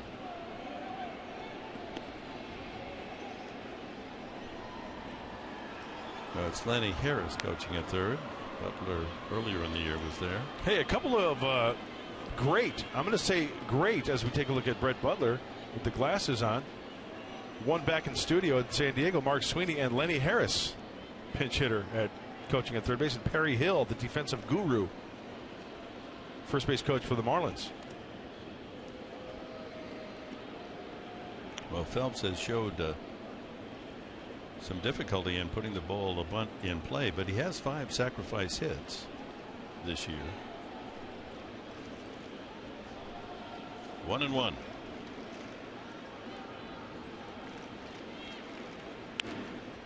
And he lines a bunt foul.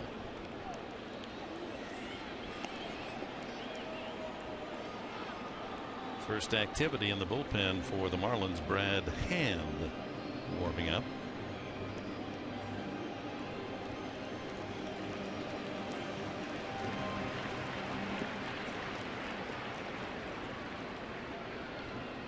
Big left-hander. See if he's going to be bunting here 1-2. Apparently so. And he takes just out of the zone. He was fooled by the breaking ball, but unable to draw it into the strike zone. Kennedy.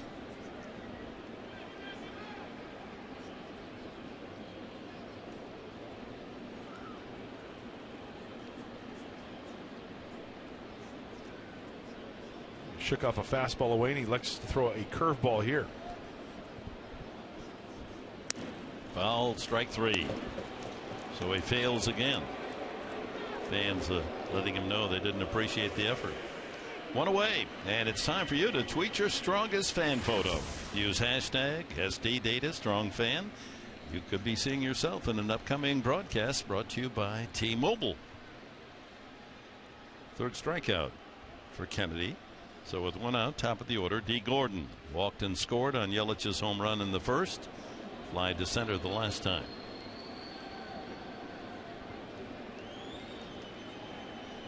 Solarte. Whoa!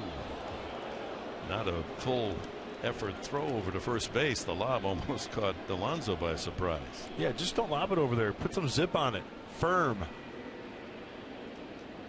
You lob it over there, you have a chance, a tendency maybe to work underneath it. Next thing you know, there's a runner in scoring position.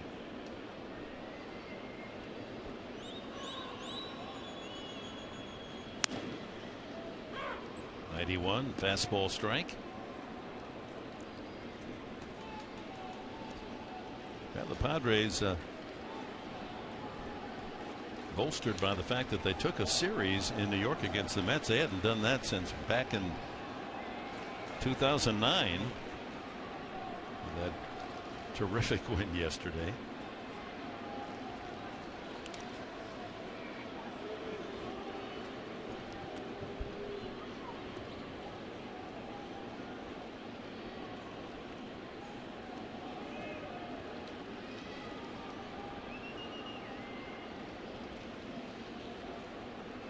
One out. Echeverria with that bunt single at first base.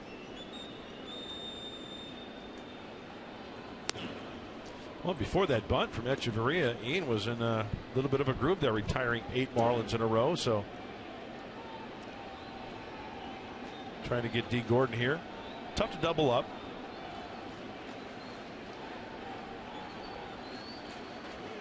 Gordon coming into the series tied for the most hits in the National League, despite the fact he missed 2.5 weeks on the DL. Yeah. A hit machine. 2-1 now the count.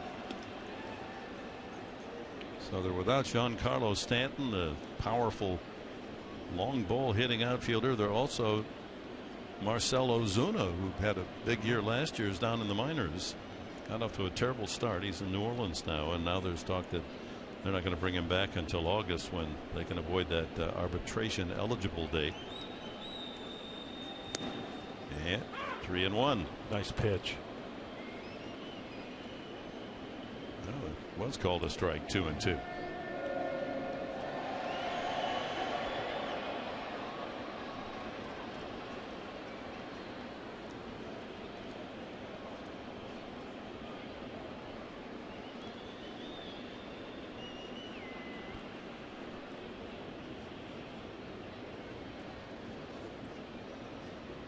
Runner goes, and he picked the right spot.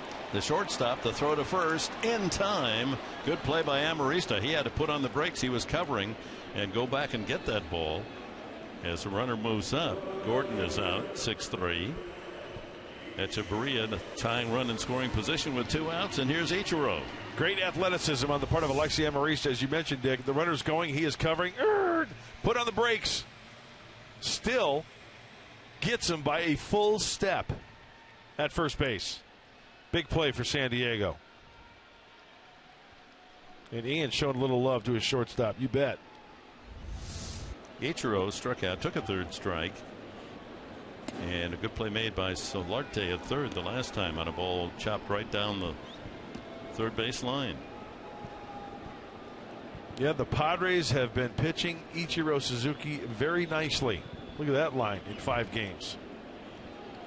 This year, 0 for 15, wearing the collar.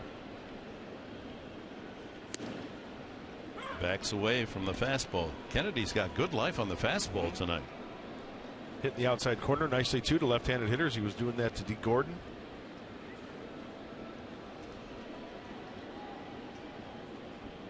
Two outs here in the 5th. Tying run at second. Padres leading 3-2.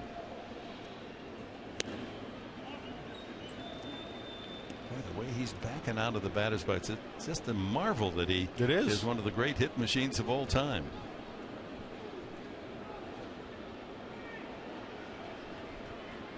Home run hitter Christian Yelich is on deck.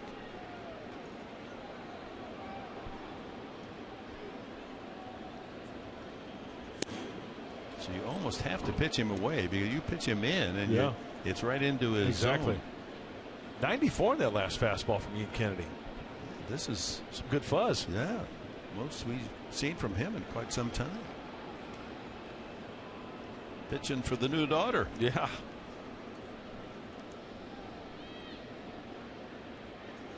Swing and a miss. Strike 3. The second time he's punched out. Ichiro leaves the tying run at second. We've completed 5, and Justin Upton will be leading it off. Rain or shine or under the roof, the power man will lead off the 6th inning.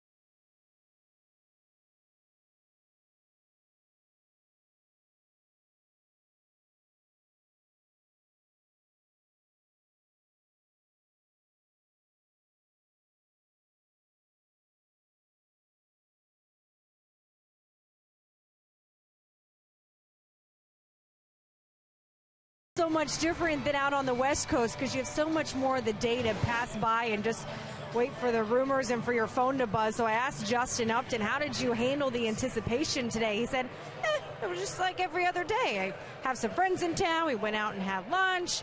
I said, you weren't sitting there like looking at your phone waiting for a call? He's like, no. Someone wanted to call, they'd call me. The bullpen guys, they got here early and they were out playing Frisbee. Kimbrel, Benoit, who all their names were coming up, they were out on the field just goofing around like it was any normal day, which, you know, I find kind of odd. I would feel like you'd be sitting there wondering, where am I going to go today? But they all played it pretty cool. Yeah, don't worry about things over which you have no control. And Upton is kind of an ice water guy anyway. He leads it off here in the 6th inning. Padres 3-2 face a new pitcher, Brad Hand. Left-hander, 25 years of age. Ground ball, fair ball, and an easy play for the first baseman. Bohr, one away. Our pitching change is brought to you by El Cajon Ford. Aloha, Mr. Hand. Aloha, Jeff. 27th game for Brad Hand, a 4-pitch pitcher, fastball, changeup, curveball, slider. He can get up to mid-90s, but he lives around maybe 92. Gives up some hits. Opposing batters at 291. ERA up there at 5.36. Yadro Alonso has struck out and walked, scored a run in the 4th. You know, we talk about pitchers being fastball. You know, their secondary pitch is usually a curveball or a slider. Brad Hand, he's fastball, changeup. Kind of like Joaquin Benoit. Fastball, changeup. Always going from the stretch.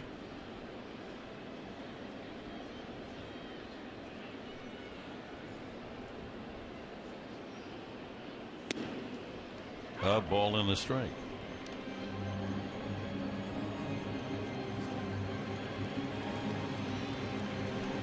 Marlins start tonight 13 out of first place, held by Washington.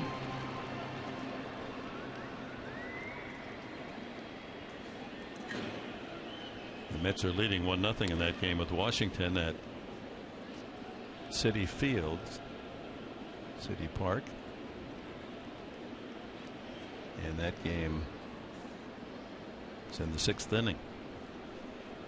Big 3-game series.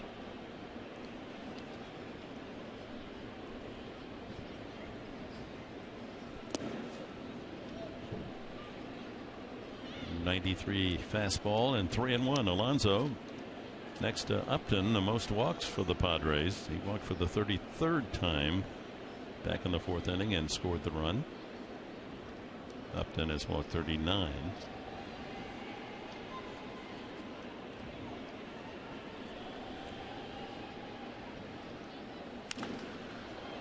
High fly ball. That's way up into the rafters. Ichiro with the out, 2 away. And time now for our fan Diego fan of the game. Front row, right behind the dugout. Got the glove going. Lady Fair there with him. Oh, he's all fired up. Yeah. And Billy the Marlin. Hey, watch that beak. Put an eye out.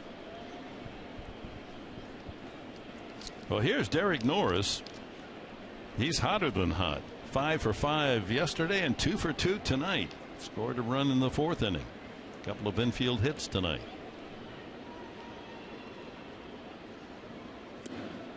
Takes away, ball 1.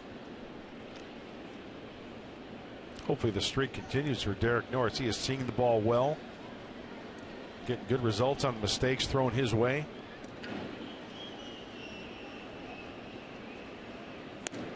So David Phelps goes 5 innings, allows 3 runs, 7 hits, walked 1 and struck out 2. The 1 walk became a run, just as one of Kennedy's walks a run. Gordon a walk and Yelich the 2-run homer in the 1st inning for the 2 Marlins scores.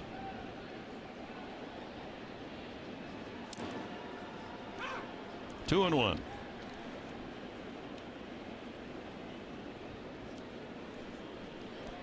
Brad Hand was a top pick of the Marlins 7 years ago. They selected him in the second round. Grew up in the Minneapolis area.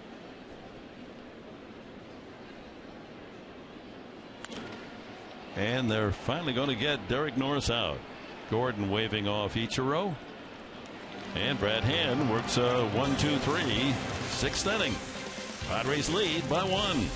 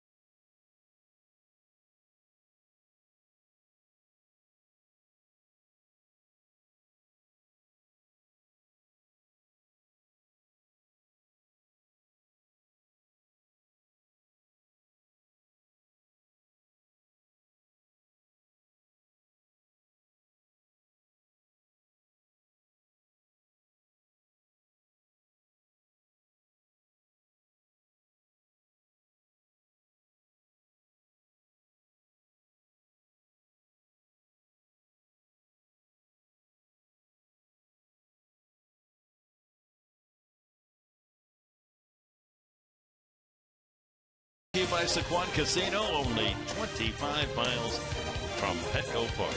And by Sony Action Cam. Catch all the action of every day. Bottom of the sixth inning, Ian Kennedy and the Padres with a 3-2 lead, but the heavy hitters coming up for the Marlins here in the home half of the sixth: Yelich, Board, and Prado. Yeah, big inning for Ian Kennedy. As you take a look at his line, 74 pitch effort up to this part. Heart of the order, third time around for these Marlins. Yelich, a 2-run homer, belted over the center field wall in the first inning. He struck out swinging the last time.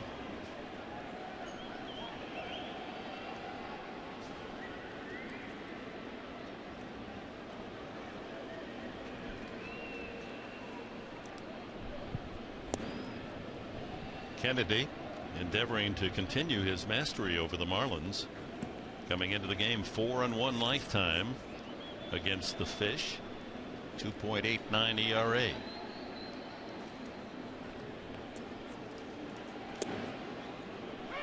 How about our Cholula flamethrower, Mark? Oh, the Ian Kennedy out on the mound. He doesn't light up the radar gun like 98, 99, 94. Not bad, though, for Ian. I'm saying that's hot sauce. Yeah, yeah. Good located hot sauce.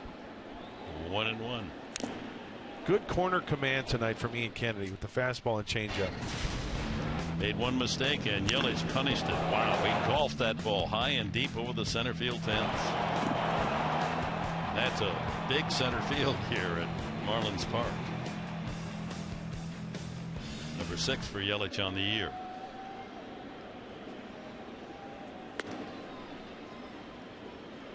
Still got the velocity, 93. And if you're just joining us, you heard the story about Ian Kennedy. His wife is about any minute to give birth to their 4th daughter. So Ian was trying to find a flight out today, and Odrisamer Despaigne was rumored to take his spot, but that wasn't the case. And Ian said, you know what? Base hit to left field as Yelich goes the other way on a breaking ball. And the leadoff man on here in the Marlins 6th inning. He felt that he was just going to pitch tonight and then get out of here early tomorrow morning.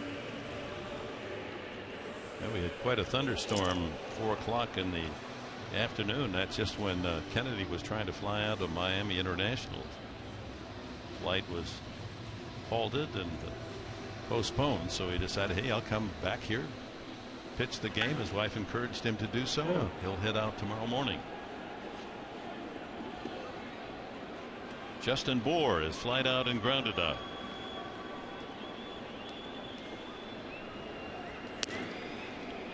Hefty first baseman. Kind of reminds you of Matt Adams of the Cardinals. No batting gloves. Gotta love it. Listed at 6'4" and 250, Bour.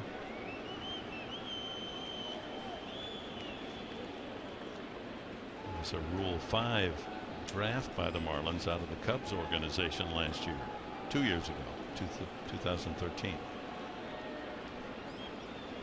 Tying run on for the Marlins here in the 6th. 1-1. And trying to go soft with a changeup after strike one. And Kevin Quackenbush heats up in the Padre bullpen.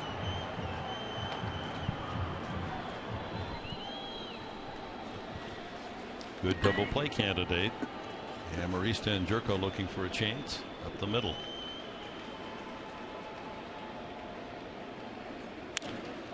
Slices it the other way, and that's a long run for Upton. He gets into foul territory to make the catch and hurries that throw into second base. And Yelich scampers back to the bag at first.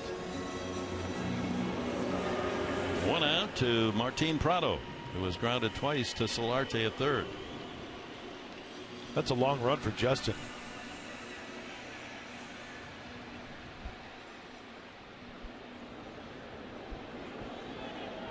Good hustle by Upton. That ball off the bat of Bour, left-handed, slicing, makes it look easy, and then quickly gets that ball in to second base.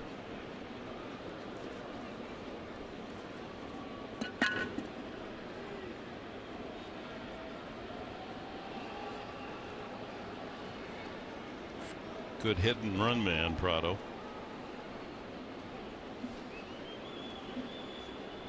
He had a long look down to Lenny Harris at third base.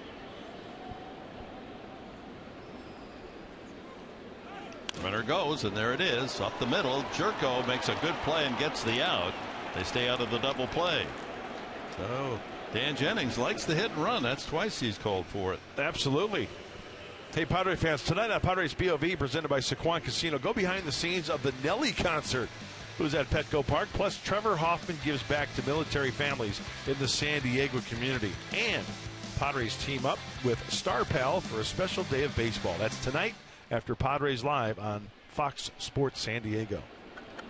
So 2 outs. Tying run moves to second, Yelich. And here's Derek Dietrich. He's grounded to first and flied to center.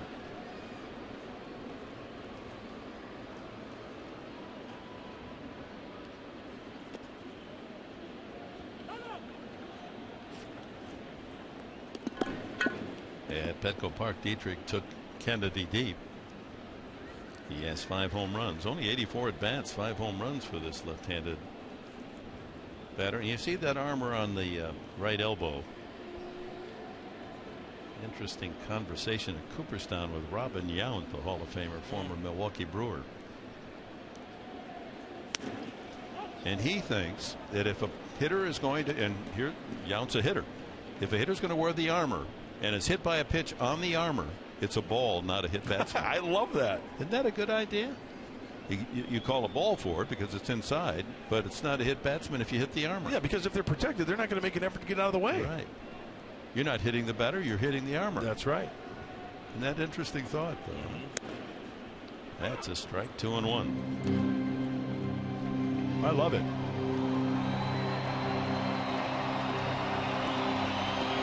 And that's a hitter saying that. That's it. That's what makes it all the more interesting. Right. You can understand a pitcher coming up with that theory, but Robin Yount, great shortstop of the Brewers, Hall of Famer, thinks that, hey, you want to wear it? Okay, but if you get hit on the armor, it's just a ball. 3-1 now to Dietrich with Real Muto, the catcher, on deck.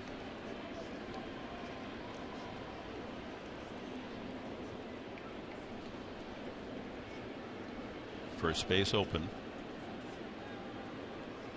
Shift on. Oh, it's a big hole on the left side because Solarte's hugging the line, and he fouls it away. Looked as if he wanted to try to go through that hole.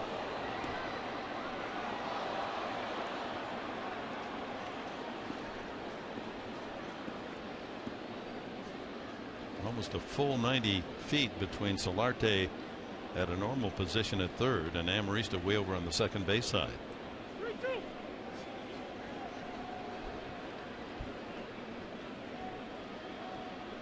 Two outs. Yelich with his lead at second.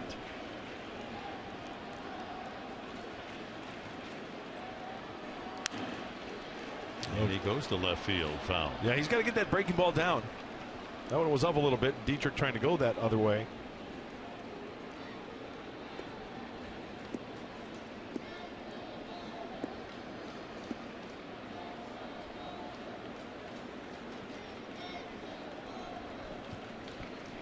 Three balls, two strikes. 90th pitch coming up from the Padre right-hander from Huntington Beach.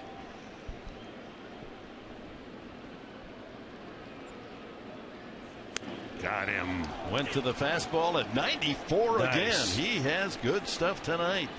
5 strikeouts for Kennedy. The Padres lead 3-2 after 6.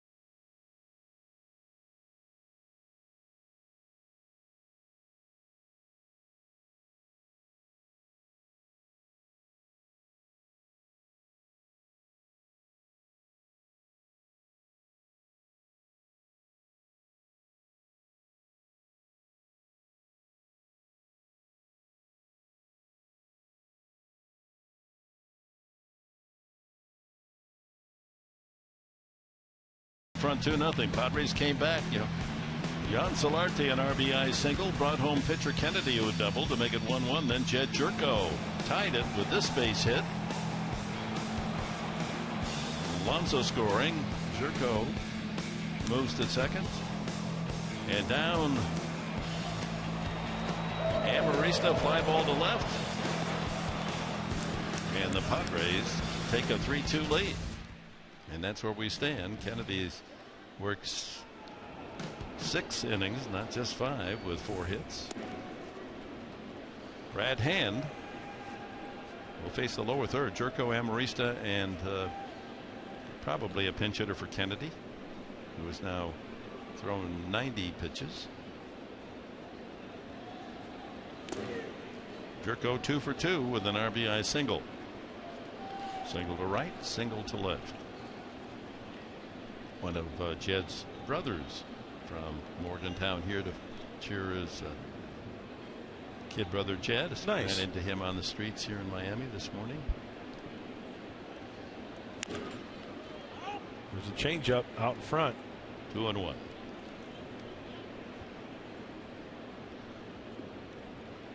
I like the crooked numbers in the box score, Professor. Yeah.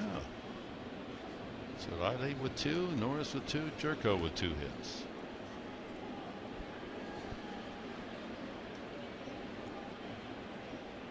Total of 7 for the Padres, 4 for the Marlins. So if you're just joining us, the Padres did not make a major trade today, but they did engineer a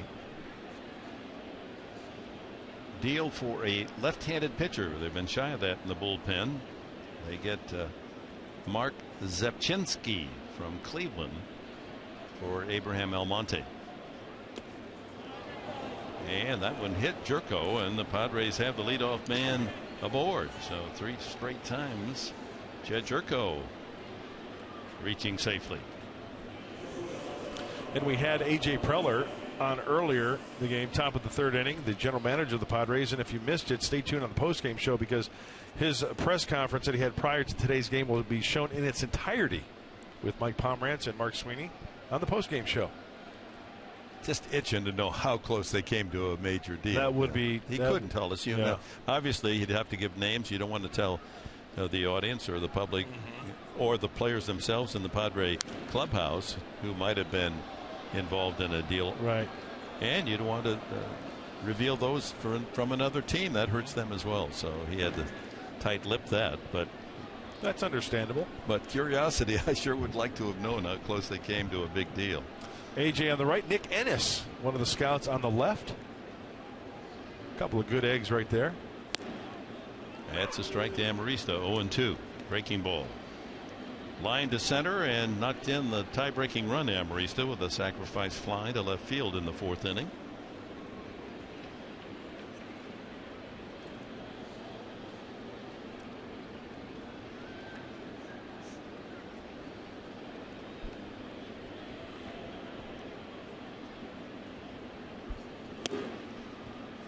Little Ninja barely has his chin above that Mendoza line. 2-0-1 as he steps in.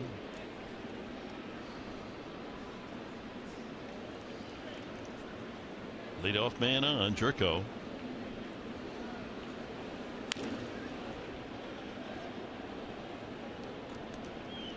So the Padres tomorrow night, game 2, Despaigne 4-7 against Jose Urena 1-4, just called up from the minors. Then Sunday 9:30 in the morning, it'll be James Shields for the Padres against the Marlins ace Jose Fernandez, 4-0, returning from Tommy John surgery.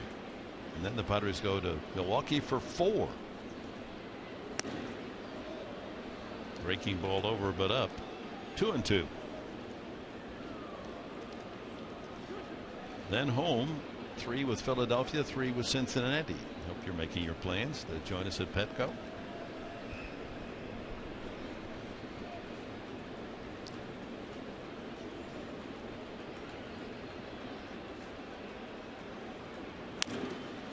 Another foul.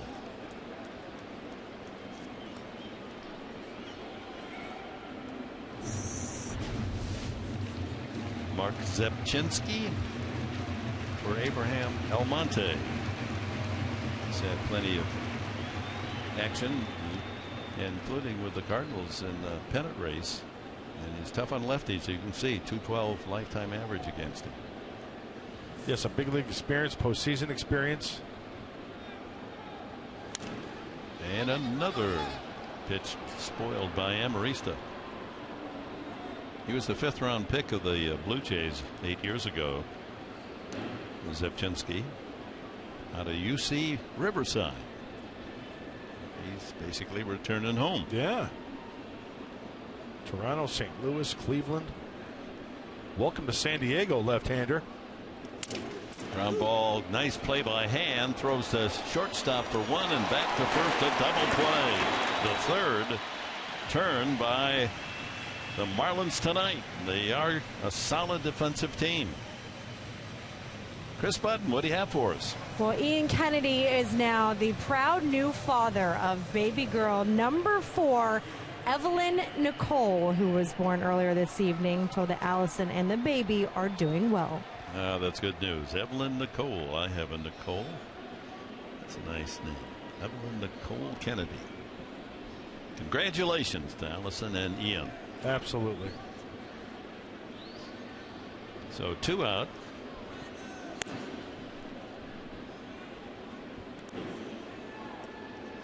Kennedy with a double and scored the first run, stays in the game.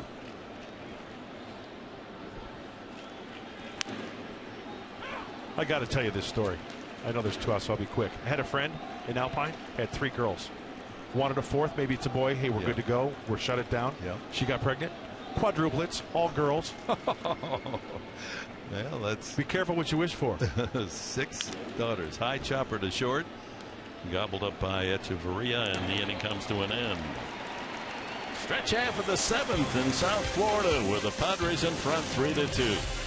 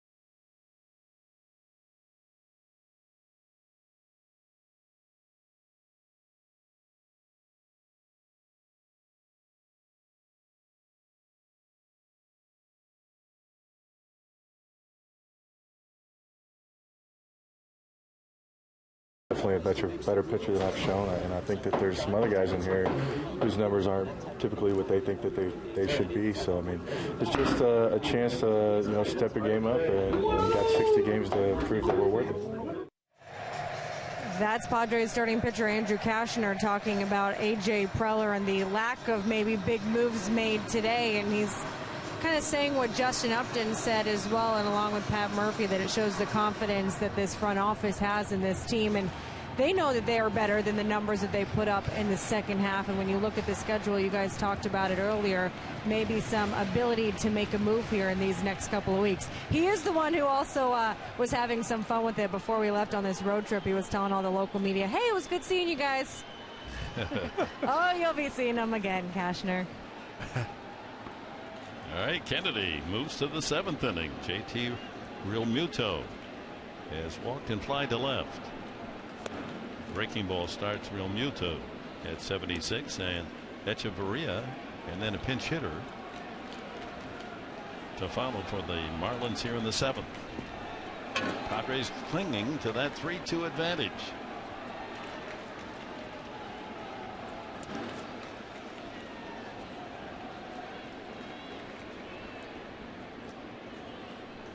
This kid so talented as a shortstop, outfielder, great arms, so they put him behind the plate.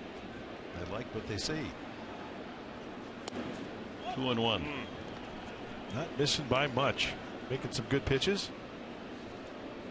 Marlins bullpen right-hander Carter Camps warming up. Okay, this late in the game, 93 pitches into the 7th. You look at the stuff of Ian Kenny, still hitting the spots, not missing by much. The velocity is still there. Drive to center. Venable racing into the gap and cuts it off. Well, that was headed for extra bases. Lined hard, one away. Well, as promised earlier in the game, we have tonight's T-Mobile strongest fan photo. You can tweet your photo using hashtag SDDataStrongFan, and a chance to be seen in an upcoming telecast. Brought to you by T-Mobile. Oh, I love the floppy hats. I only kiss Padre fans. Hey, how you doing? Hubba, hubba. Having a good time in South Florida.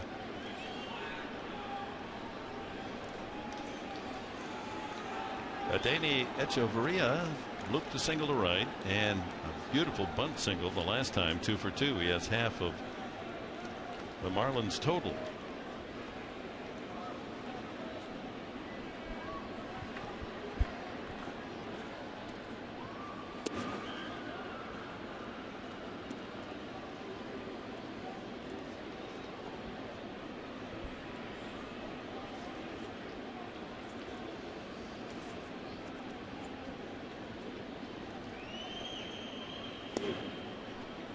Two and 0.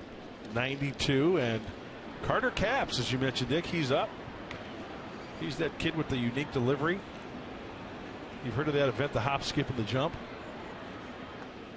He's got the hop and the throw. Very unique delivery.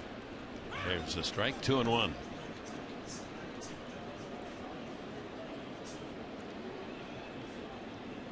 Announcement of the attendance tonight, 19,582 on this Friday night. A rainy early evening in Florida. And 3 and 1. 1 out. 3 and 1 to Echeverria. And Solano, Donovan Solano, just activated. He's been on paternity leave. On deck. He looks great after coming back. 3 and 1. Ground ball right at Jerko. Second baseman flips to first, and there's 2 away. This copyrighted telecast is presented by authority of the San Diego Padres. It may not be reproduced or retransmitted in any form, and the accounts and descriptions of this game may not be disseminated without the express written consent of the San Diego Padres. So 2 gone, bases empty to Solano. He's had only 62 at bats, just 9 hits for a 145 average. As you see, Brandon Maurer ready to back up Kennedy, who will throw his 100th pitch, the first effort to Solano. Making sure they're in sync on how to pitch to Solano. Yeah, there are scouting reports that they go over before each series, just a little refresher course for Ian Kennedy.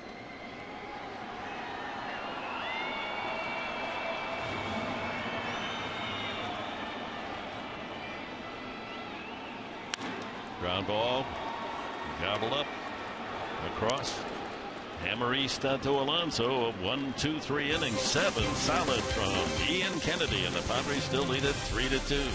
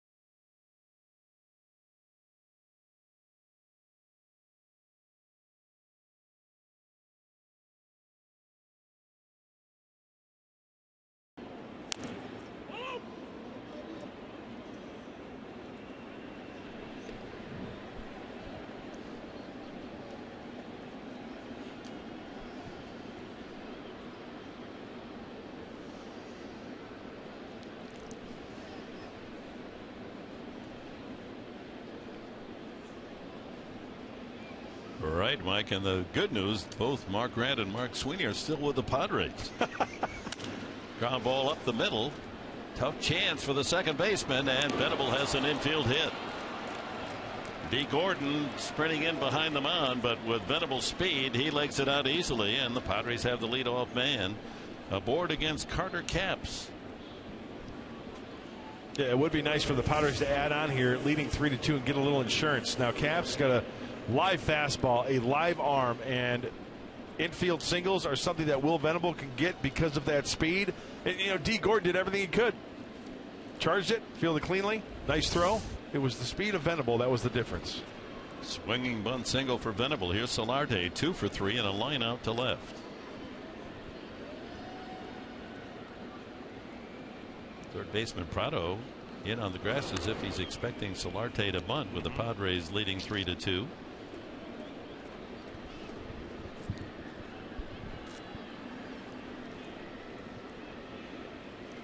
Drove in the first run in the third inning with a drive to right.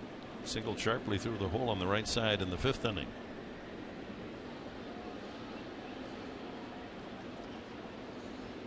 Padres might have a bigger lead, but for 3 double plays turned by the Miami defense. Now Capps with that hop, a double hop off the rubber. I don't know, maybe it's an optical illusion. Is his foot in contact with the rubber when he delivers the ball? It isn't, Dick, but you know, you can say for every Major League pitcher, the foot is not in contact with the rubber. This has been reviewed by Major League Baseball, and it is. Oh. He got it. Oh, that hurts. Venable picked off. The Padres could really use an insurance run. Venable was going. Yeah, I think he was. And I was just about to make a point, because Capps is a guy that I think you can run on because of the delivery, and he takes a little bit extra time. And when you have that speed in Will Venable, he was definitely leaning. Now, to get back to your point, if you take a look at every pitcher, the ball is still in the hand when their foot comes off the rubber towards home plate. Now, the issue with Capps was that he was getting a double push. He was pushing off the rubber, and then he was getting another push out in front of the rubber to enable him to get a little bit extra on the baseball, but his foot actually drags off the rubber. But he's also another foot closer to the hitter. Exactly. Take a look. Watch his push-off foot. Okay, he drags. He pushes. First of all, he pushes, drags. See, that seems unfair. To me, it seems like it's another push, and that's illegal. But you know what? Major League Baseball has okayed it. Well, why not take another one then? If they're not going to call that, take another hop in there. It's really remarkable, because after that first push, and then his foot comes on the ground again, right? His hand is still behind his body. So he's got to get that ball up on top towards home plate. I just, how he doesn't blow out a shoulder and elbow is just, it just amazes me. And he strikes out Solarte, 2 away.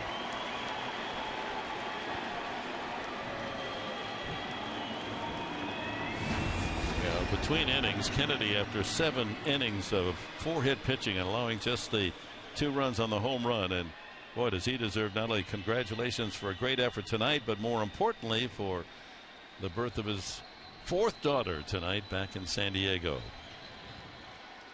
Wife Allison and Evelyn Nicole doing well. Here's Kemp. He's had a tough night. 2 double plays and a fly ball to center. Kennedy, 2 runs, 4 hits. Walked 2, struck out 5. The only runs coming back in the first inning after he walked Gordon, and Yelich hit a long home run to center. Fly ball right center field. Long run, and Ichiro able to get there in time. And the Padres are gone in the 8th. Here come the Marlins, top of the order in the bottom of the 8th.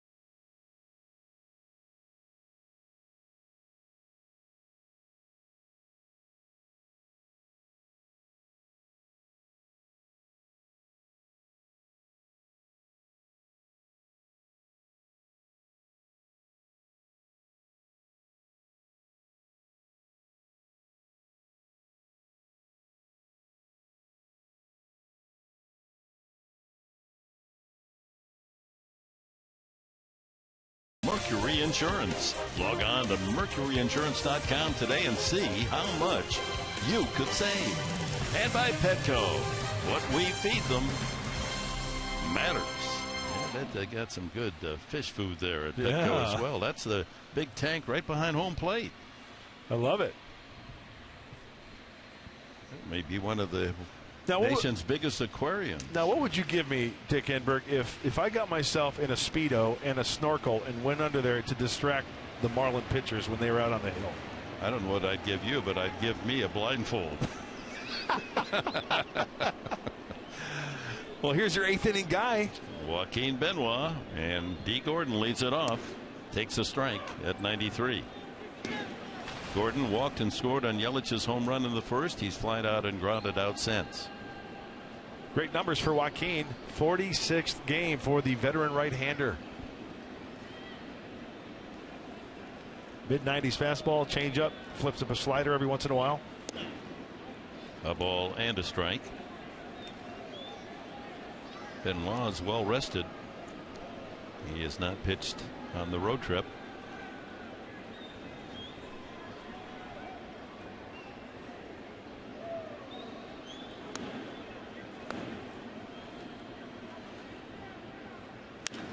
Line drive left field, right at Upton. Ooh, that's a break. Ball hit hard, but well positioned. Upton for the out. Well, we talked about Carter Capps last half inning. We talked about his foot coming off the rubber. Capps on the left, watch Benoit on the right. Now we know about Capps pushing off. See, that's just got to be illegal. And then watch Benoit on the right as he goes into his delivery. His foot will slide off the mound. There, the ball is still in hand. But that's different. He's not getting an extra push on that second jump. Right. I mean, that's right. Now, it's understandable you don't keep your foot on the rubber all the way until the ball's delivered, but I can see where it's been questioned, obviously, by baseball, especially when Capps was in the minor leagues, that his delivery constitutes a double push in some people's opinion, right?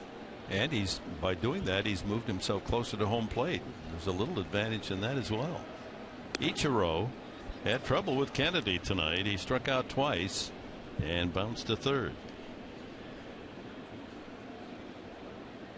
8 for 40, 200 against Joaquin in their past meetings.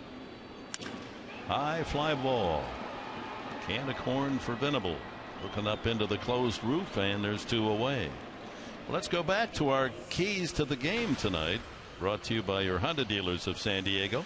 Well, the first key, Dick, was regarding the Marlins' top of the order, D. Gordon. Keep Flash Gordon off the bases. He's 0 for 3, a walk, a stolen base. He did score a run, 2 runs in the first, and that's where the Marlins stand. And no missile crisis for Kennedy. Ian allowed 1 home run. It was off this kid's bat, Christian Yelich. 2-run shot in that first, scoring D. Gordon. And here is Yelich. And since then, there's been an embargo on home runs for the Marlins. Yeah, that was a 1-odd shot by Yelich in the first inning. And Kennedy allowing only 3 hits. Shutout innings, 6 2/3. Terrific outing. Ground ball pulled to the right side. Alonso with a flip to Benoit, and it's a 1-2-3 inning for Joaquin. 9th inning coming up. Justin Upton will lead it off, leading by 1.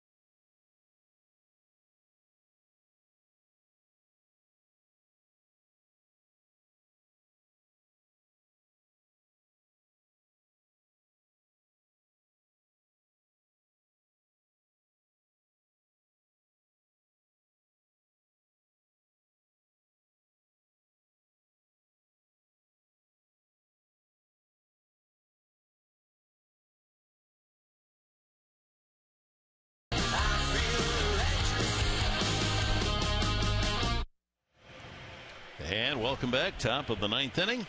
Padres 3, Marlins 2, and Mike Dunn, the left-hander, comes in out of the pen for Miami. It's 5th year for Dunn in that Marlins uniform. Came over from Atlanta 2010 with Omar Infante from the Dan Uggla trade. Yeah, pretty good splits from the lefty standpoint. 175 against this lefty Dunn, but righties 266. Got to find that wipeout pitch. He's pretty much just a 2-pitch pitcher, fastball, slider. Mid-90s from left-handed reliever Mike Dunn.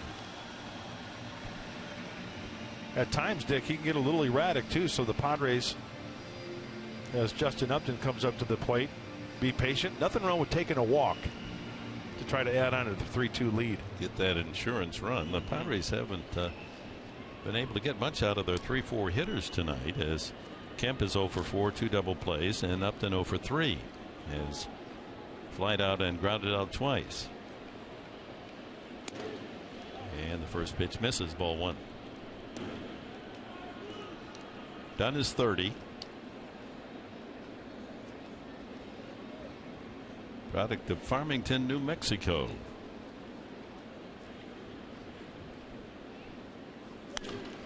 High foul out of play. I believe Farmington, New Mexico is the home. Kyle Blanks. Exactly. And also the home of the Connie Mack World Series. And I think the linebacker, the all-pro linebacker, Urlacher of the for the Bears. Yeah. A 1-1 to Upton. Ooh, big swing. 1-2. 94 in the fastball. As we remind you that tonight's game is presented in HD by Sony 4K. Boy, the pictures are great in it. Sony 4K. Huh? Ground ball sharply, but right to the shortstop, Echeverria, and there's one away. Looking ahead to the bottom of the 9th, the Marlins will have the middle 3 of their order: Bohr, Prado, and Dietrich. And it appears Kimbrel, with 30 saves, his 30th yesterday, will try to lock up another win. Alonso struck out and flied out in between. He walked and scored one of the Padre runs when they got 2 in the 4th inning to take a 3-2 lead. Derek Norris to follow.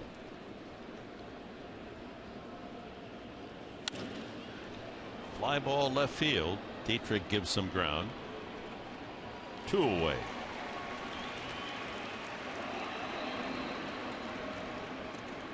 And Derek Norris, a couple of infield hits, as he had 7 consecutive base knots before flying out to the second baseman his last time.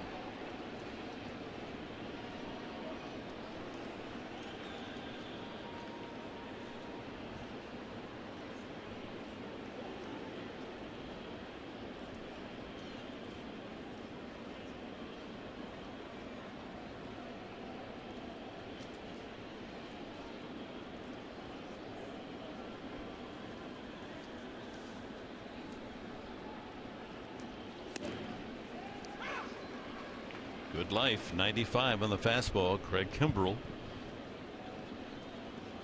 taking a swig of water before staying loose out in the pen. He's ticketed to come in to get the final 3 outs.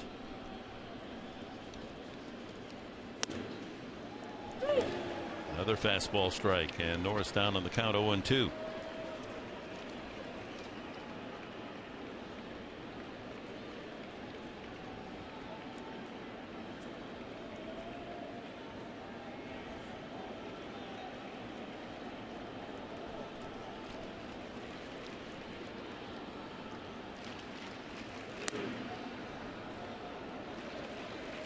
Kimbrel has had a sensational July. He'll try to log his 12th save. His 11 leads the major leagues this month.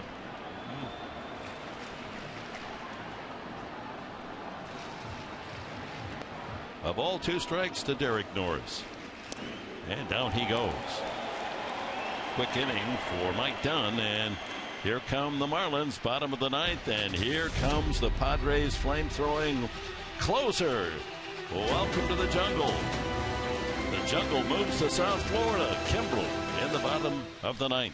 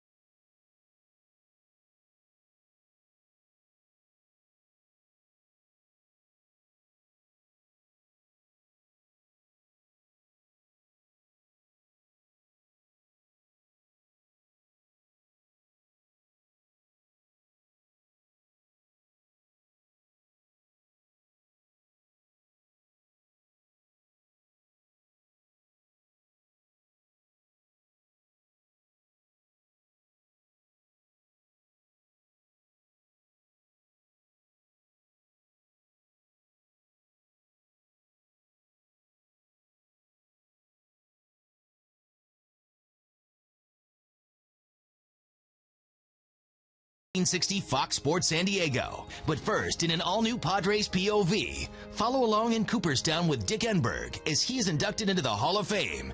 Scully called me when the announcement was made, and he said, only one piece of advice, Enberg, no crying at Cooperstown. Well, I hope you enjoyed that. I will repeat again, it is the greatest weekend of my life. Being with a sport that I love and with the greatest players in the history of the game. Doesn't get any better. You saw Bert Blyleven in the background of that shot when I was at the podium, and I got some good information from Bert. I had forgotten I'd called his no-hitter, so I have 9 instead of 8. Oh, nice. Well, hopefully no hits this inning with Craig Kimbrel out there on the hill. That's right. I'll salute that. Well, Kimbrel asked to go back-to-back. He saved number 30 yesterday in the rain in New York. Justin Bour has flied out twice and grounded out. 10 home runs for Bour. And the first fastball is at 96. Usually that first out of the hand of Kimbrel is at 98 miles an hour. Yeah, remember that game last night in New York, yesterday afternoon? First pitch was 98 for Craig Kimbrel.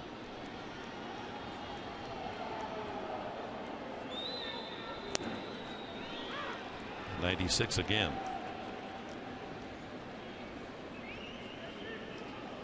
I don't know if the radar systems are calibrated so that they're exact in every ballpark. Some might be a little slower in their timing of pitches than others.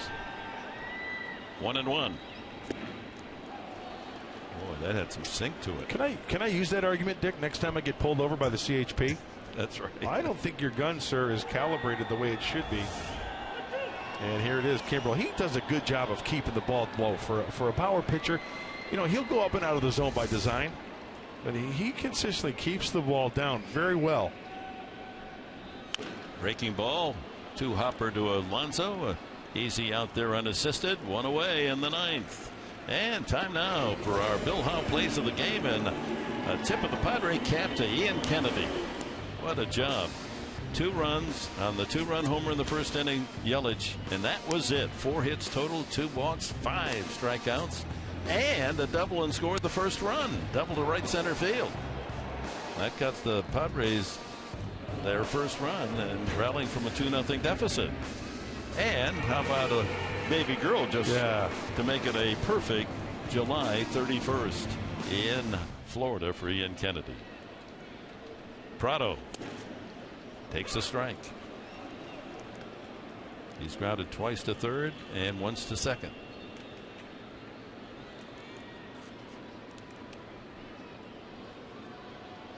Will Venables going to be a dad pretty soon as well. They're counting days. Swing and a miss at that breaking ball. Wicked.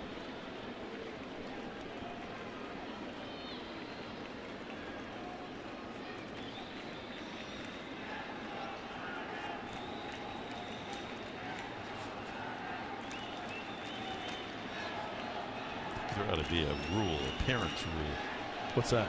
Well, that if you father a child, it becomes a major league talent. He has to stay with the team that you played for.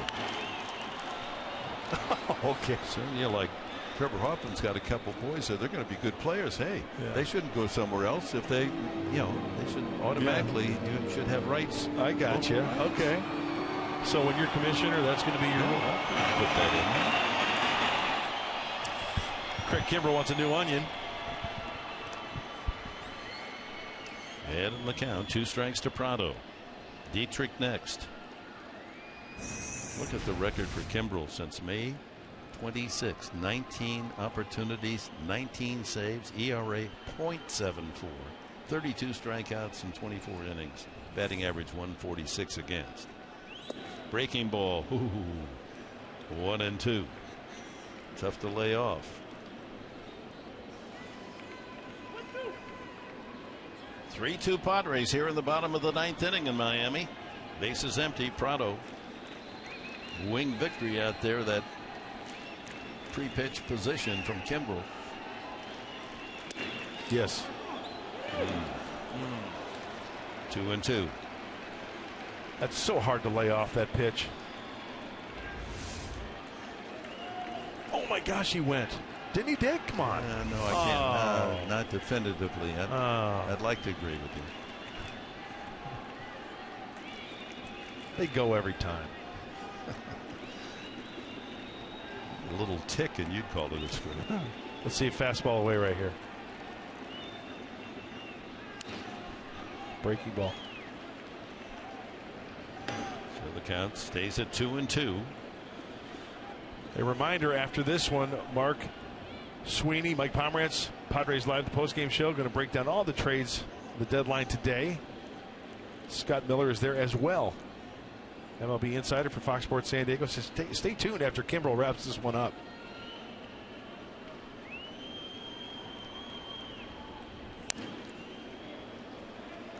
Boy, he's gone 4 straight breaking balls. I'm proud of a good fastball hitter. Yeah, with that said, Dick, the outfield on the fastball, if pitched away, Matt Kemp over towards that right field line. Will Venable playing towards the right center field gap. Doubles defense. Yep. Now let's see what Derek Norris puts down here. He's going back to the breaking ball. Wow, 5 in a row. And he gets him. Chasing ball 3. 1 out away from victory, and Kimbrell now will face Derek Dietrich. Well, what was that? The 5th in a row? 6th in a row? 5. 5 times the charm. Tough hold back on that one. Not even close. Well, 96 3 times, 85 on the breaking ball, back with the 96, and the breaking ball is the high 80s for Craig Kimbrell. Tough to lay off. Here's the former Yellow Jacket from Georgia Tech. He's grounded out, flied out, and struck out against Ian Kennedy.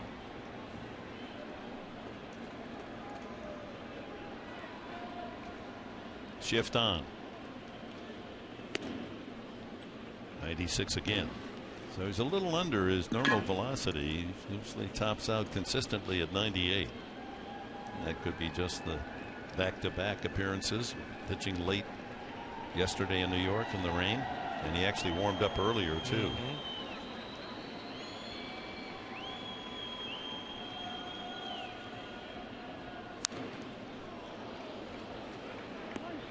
A little extra on that, 97.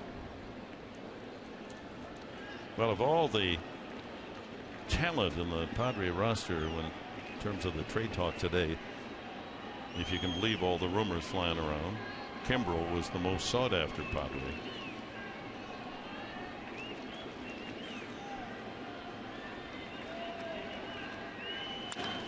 Deep to that's fair. We've got a tie game. Dietrich has tied it up. Oh my. 2-out home run in the 9th inning, and the Marlins are even. Number 6 for Dietrich.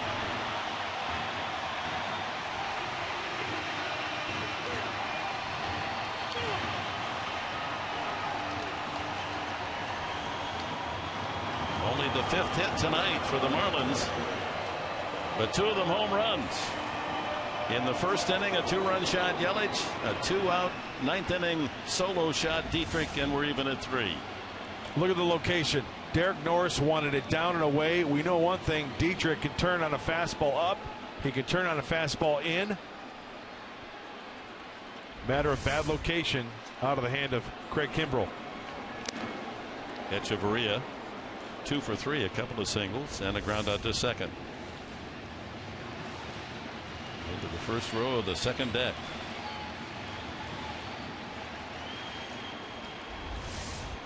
Dietrich happy with that performance, understandably.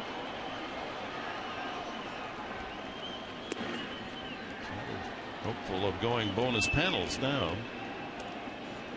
So close to victory, but that's the nature of the game. How about yesterday? Yep, exactly right. Got to play till that last strike. What did Yogi Berra say? It ain't over till it's over. Catcher Real Muto has walked, lined out, flied out. One hopper, a nice stop. Jerko to deny a hit. We go to the 10th inning in Miami. Tight-lipped is Kimball. Disappointed with himself, but hey, no one's perfect, and Dietrich got something he liked, and there was no doubt about that home run. Tied at 3, on to the 10th.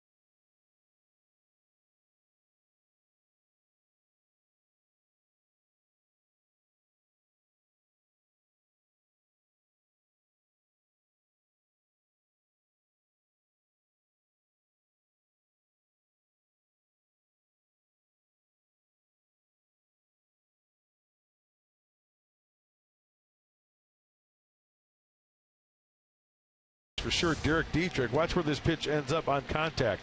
Watch the glove of Norris. Down and away fastball. It leaks up and in. He eyes it. Hands are back. Foot is down and gets enough. The hands in. The barrel of the bat on the inside part of the plate. Nice rhythm going for the left-handed hitter. Hands in. Barrel of the bat through the zone. And he hit it well. Here's H.A. Ramos, and no one's hitting him very well this year. Batting average against for Ramos, 157. So a whole new ball game, and with that said, some defensive substitutions as well. Yelich moves to left. Gillespie to center.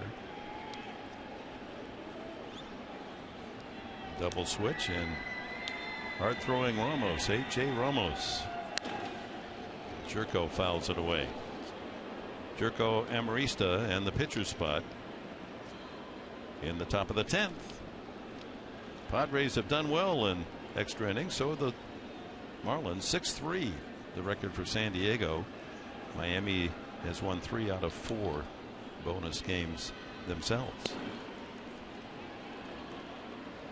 Well, Dick, you mentioned it. Good arm for A.J. Ramos. Fastball, slider, changeup, mid-90s. Former Red Raider at Texas Tech.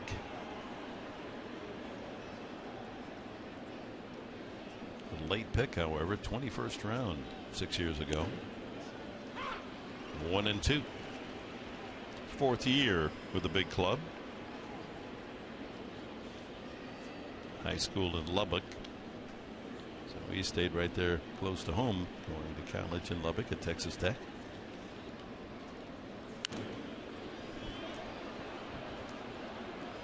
Jerko's been on base all 3 at bats, a couple of singles, including an RBI base hit that gave the Padres a tie back in the 4th. Hit by a pitch the last time. Brandon Maurer. Probably worked the bottom of the 10th. And down goes Jerko. 1 away. Amarista bounced into a double play, is lined out and knocked in a run with a sacrifice fly. Looks like the slider and good tilt right over the top of it. See that little dot getting that great rotation out of the hand of A.J. Ramos.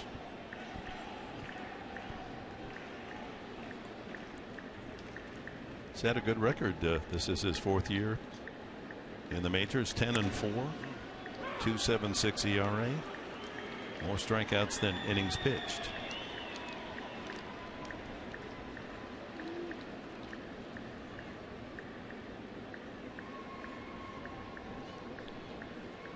He's 28 years old.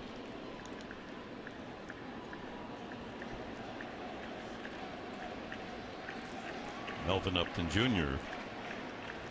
apparently will hit for Craig Kimbrell. Off the glove, but deflected to Gordon in time for the 1-4-3 putout.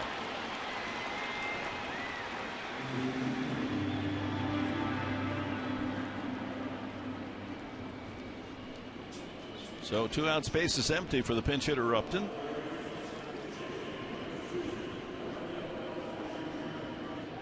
Kimbrell, who's had this wonderful run, as you saw earlier, of save after save, finally unable to complete the job. Got 2 outs, and Dietrich punishes him with that long home run.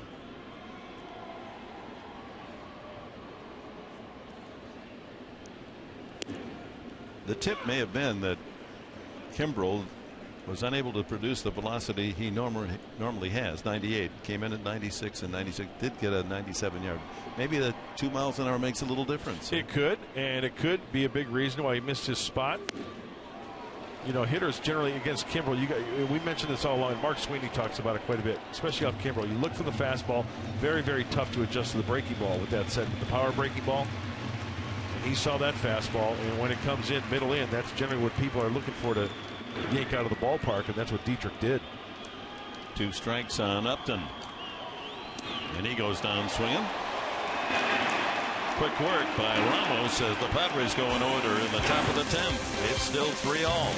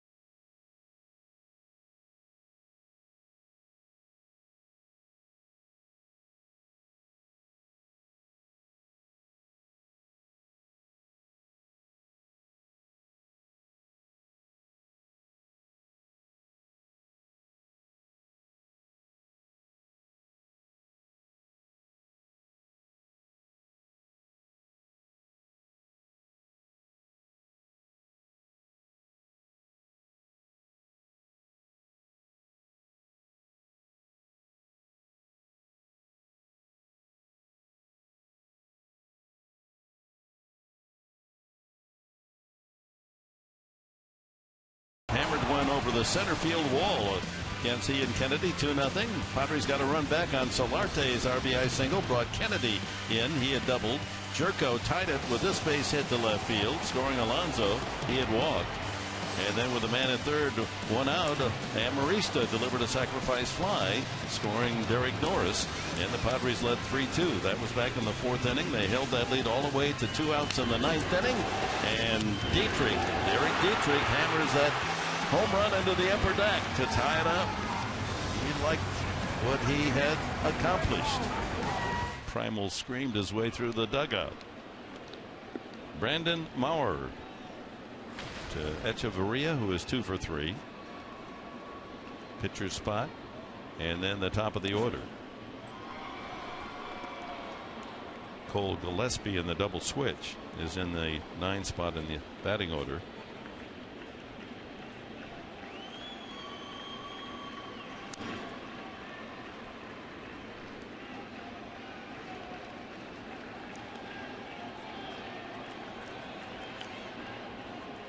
Pitcher's spot is where Dietrich hit,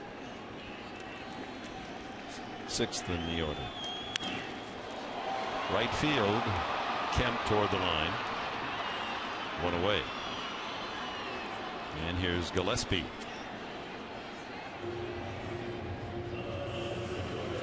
Just 69 at bats for Cole Gillespie, .275 average. He has 1 home run.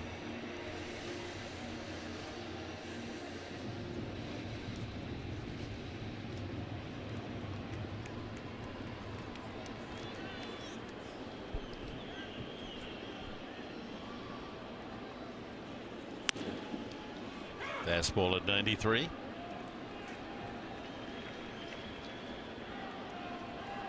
Managers and pitching coaches shudder the extra inning games. Ground ball to Jerko, positioned perfectly to throw out Gillespie, 2 away. You burn up that bullpen, and that sometimes can haunt you going down the line. Absolutely. Hey, Padre fans, if you're on the road traveling, want to follow your Padres, subscribe to MLB.TV Premium for live or on demand on over 400 devices. Real-time highlights, live look-ins, pitch tracking, and much, much more. Blackout and other restrictions apply. Visit MLB.TV for details. So the corners of the infield draw in with D. Gordon stepping to the plate. He walked and scored in the first, 0 for 3 cents, and he slaps that ball foul. Yeah, you can watch Bonus Baseball on that app, and I apologize for that pitch thrown. My bad.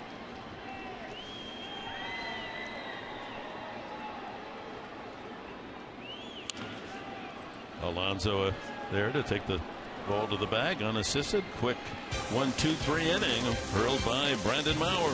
We're on our way to the 11th.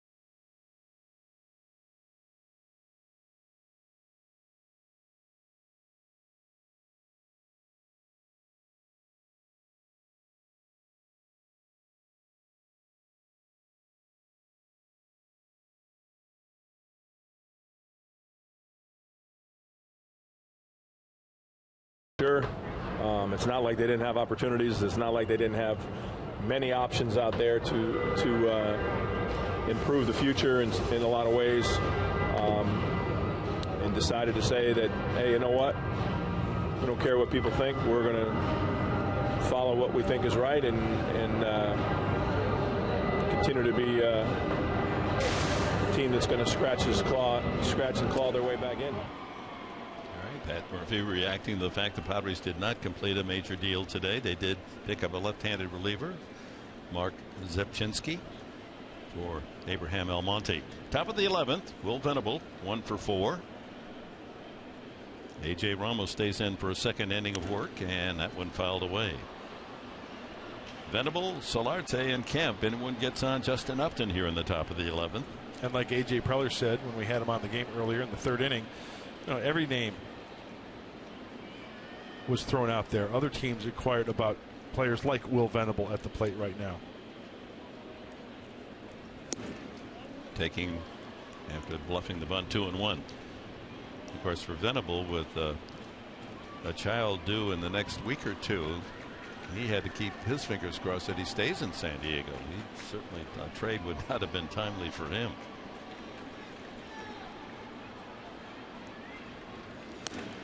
Low and away, 3-1. Be nice to get a base runner on here, especially Will Venable with some speed. He led off with an infield hit the last time up. It was picked off. Foul bat.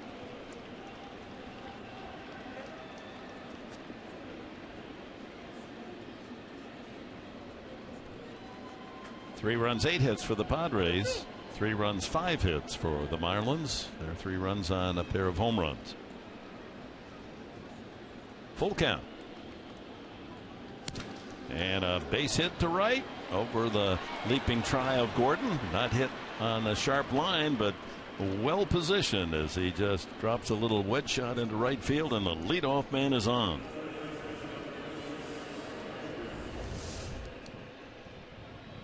Well, that pitch was missed. He wanted to backdoor that breaking ball, but it leaked in, and Will fought it off nicely. And there's the speed. There's the hit we're talking about to lead it off here in the 11th. Solarte, 2 for 4. A couple of singles, knocked in a run. He's lined out and struck out.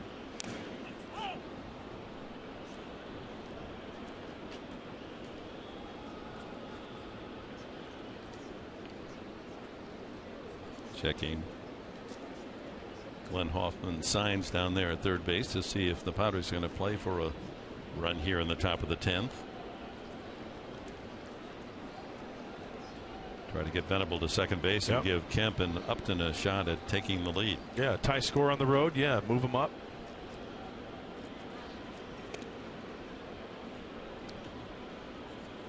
Jose Valentin reminding Venable, be careful there. You got picked off the last time. Quackenbush again getting ready. Second time up for Kevin.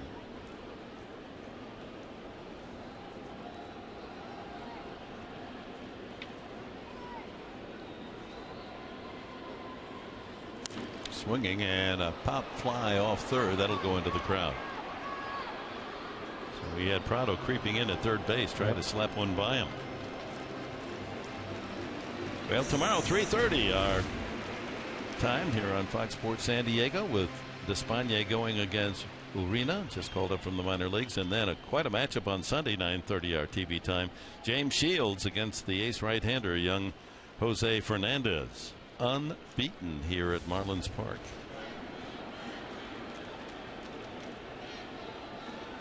Struck him out. 1 away. Big sweeping breaking ball down and in. Watch where this ball starts and ends up, nearly hitting the back foot. 3 strikeouts of the 4 outs for A.J. Ramos. That's his reputation, a big strikeout pitcher. And here's Kemp, 0 for 4, a couple of double play balls and 2 flyouts.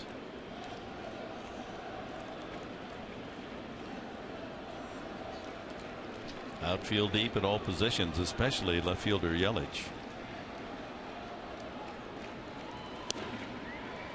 1. That might be, I'm just a guessing guy here, that might be the only fastball that Matt Kemp sees here. After that breaking ball to Solarte, the lefty, you might see some sweepers down and away to Matt Kemp.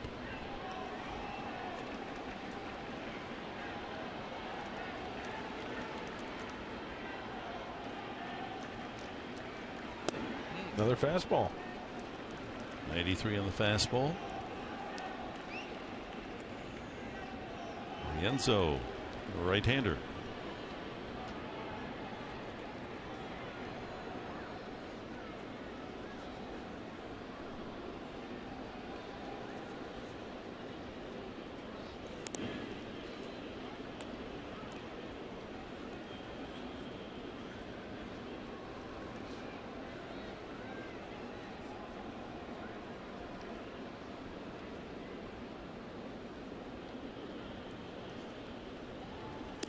There's that breaking ball. 2-1.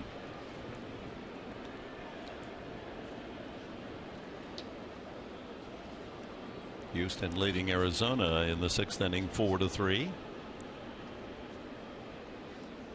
Texas has a 6-2 lead against the Giants in the 7th.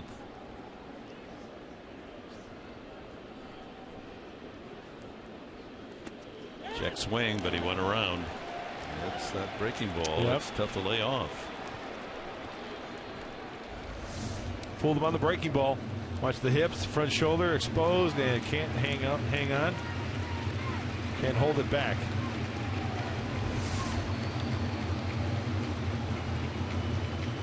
One out, Venable at first base, tied here in the top of the 11th.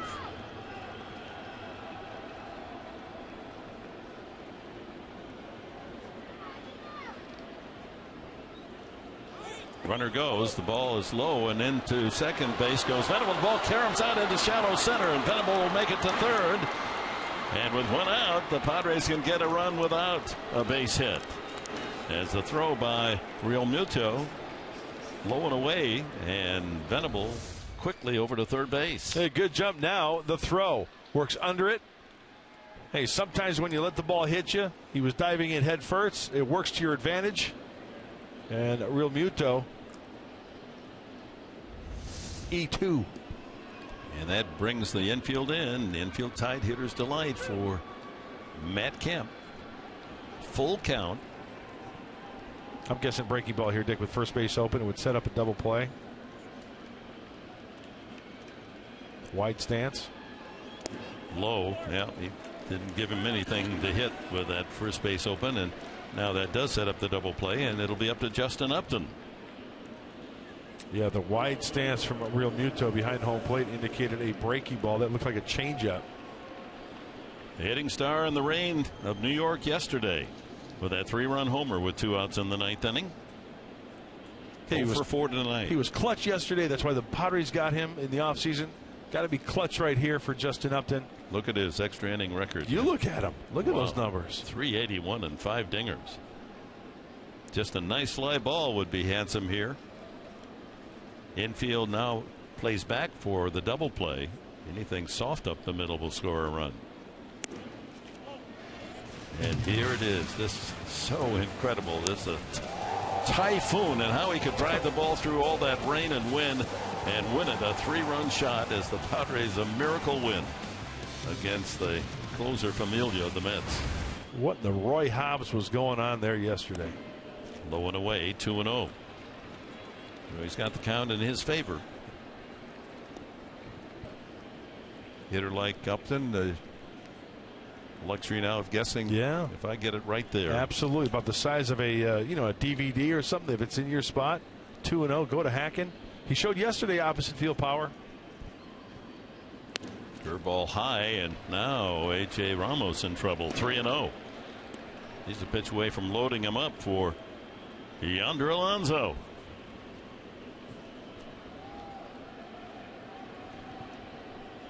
No surprise if Upton is swinging at this 3-0 pitch.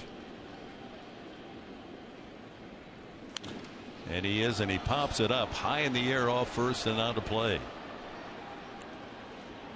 Boy, that almost hit one of the big girders supporting the closed roof here at Marlins Park. So 3 balls and a strike to Upton. Tiebreaker, Venable 90 feet away. Kemp at first. 1 out here in the 11th. Ball 4. Bases loaded. So back-to-back walks to the heavy hitters Kemp and Upton in the middle of the Padres order. And here's Alonso. Oh, so much can happen here. And you know what? Here's what I like for advantage Padres. As Chuck Hernandez comes out, the pitching coach, this is like icing your pitcher. 1 out, there's a force at any base. I'm sure that Ramos knows what's going on here, and he looks kind of nervous out there. Put a little bit more pressure on the guy. All the pressure is on him. Wild pitch, pass ball, hanging breaking ball. Alonso has flied out twice and struck out. Walked in the 4th and scored. University of Miami Hurricane All-America. Lots of family and friends here to cheer him on. A golden moment for Alonso. 3-3 tie and 3 aboard with 1 out here in the 11th. Sometimes in a situation like this, a pitcher will be a little reluctant to throw a breaking ball with the event because of bouncing it. Well, what does that result in? A hanging breaking ball. And if Alonso gets one, hopefully he can do some damage. The other side of that coin is that he's hit into more double plays than any Padre. Here we go. Oh, way outside.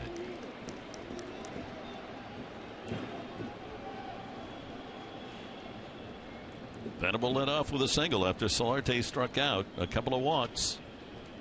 The Kemp and Upton to load him up.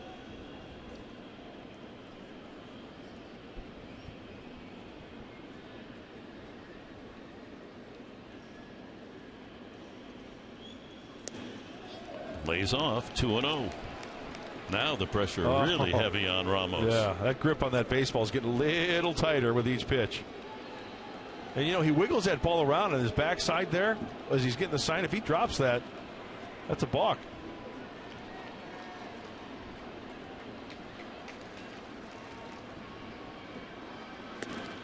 Three and 0. Digging a big hole, A.J. Ramos. Now he's got to throw a strike or the Padres take the lead.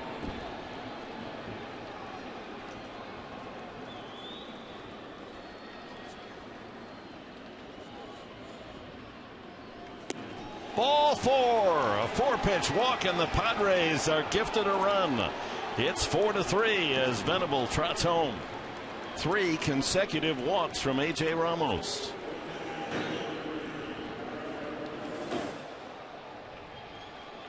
Hey, the merry-go-round inning. 1 on, 1 off. Congratulations goes around for Will Venable. Starting this inning off with the single, the stolen base, the error.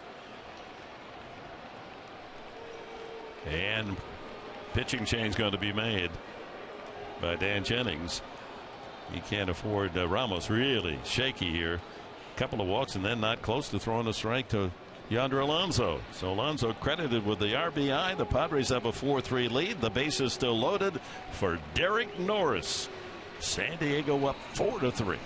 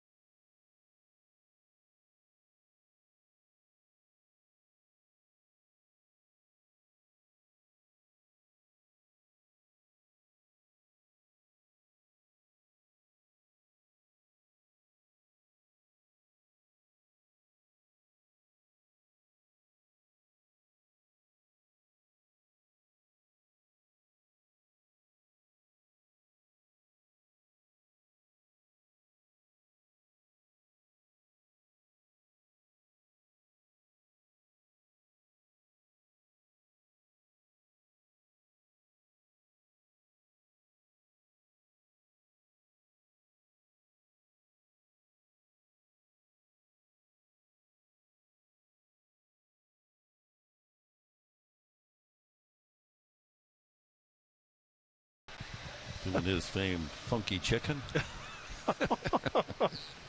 As we return to the serious business, and A.J. Ramos really scuffling after overpowering Padre hitters with 3 strikeouts in the first 4 outs he recorded, and then Kemp walked to Upton and the bases loaded walk Alonso. That brings on Andre Rienzo, one of 2 Brazilians to make it to the major leagues. Yan Gomes of the Cleveland Indians, the catcher, the other. Hey, really credit Yonder Alonso for a good plate appearance, not getting too froggy with the bases loaded and drawing the walk. How about Derek Norris? A grand slam yesterday, and here he is with the bases loaded again. And takes inside, ball 1. Yesterday, 7-1 the score, and no doubt that was a close line shot to left field for his 3rd major league grand slam. Made it 7-5, and then Upton's 3-run homer in the 9th inning to win it. Foul back. Oh, he was on that one. Got a chance to add to the 4-3 lead with the bases loaded, 1 out.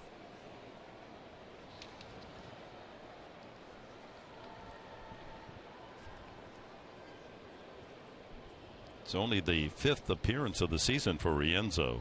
8 innings. He's allowed only 4 hits. A couple of earned runs. And 2 home runs in 8 innings. Hint, hint, hint. Almost hit him. I thought I kind of heard something, but from the field mics, but not the case. Take one for the team here. Derek Norris is like, no, I didn't get hit. I want to hit. First baseman Bohr is at the edge of the grass. The rest of the infield back looking for 2. Bohr would come to the plate. Low. And it gets interesting again. 3-1. And now the pressure on Rienzo to throw a strike.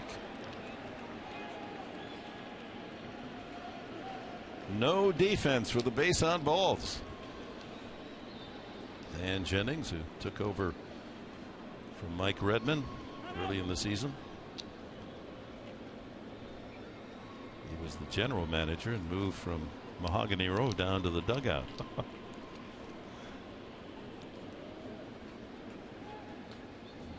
Padre over every pillow, and the 3-1 pitch. Smothered foul. So a full count. Jed Jerko on deck.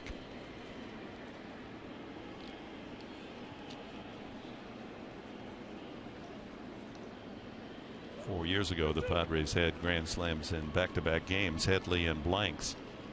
I don't know if they've ever had a grand slam back-to-back by the same player in consecutive games.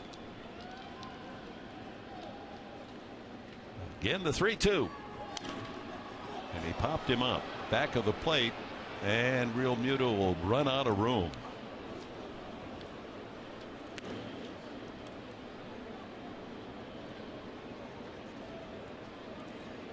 Norris 2 for 4 tonight. A couple of infield hits, scored a run. He's popped up and struck out after 7 consecutive hits, going back to the 5 for 5 yesterday. Most hits he'd ever collected in a game 3, and he goes 4 and 5 yesterday. Again, pressure on Rienzo to throw a strike.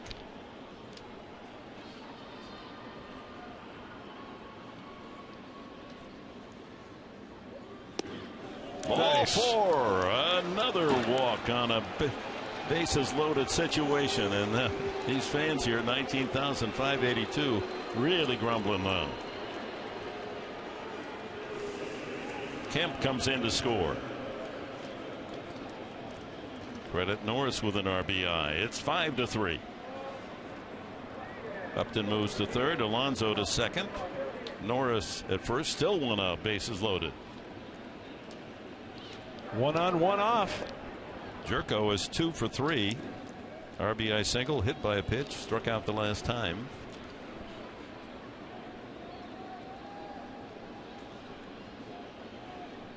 First pitch out of the strike zone.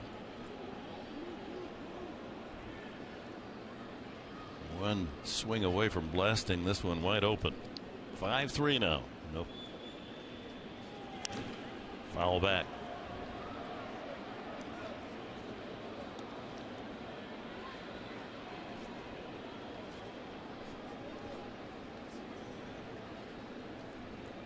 Fred McGriff did hit the Crime Dog. Grand slams back to back in 1991 against Houston. Nice. Love the Crime Dog. 1-2 now to Jerko.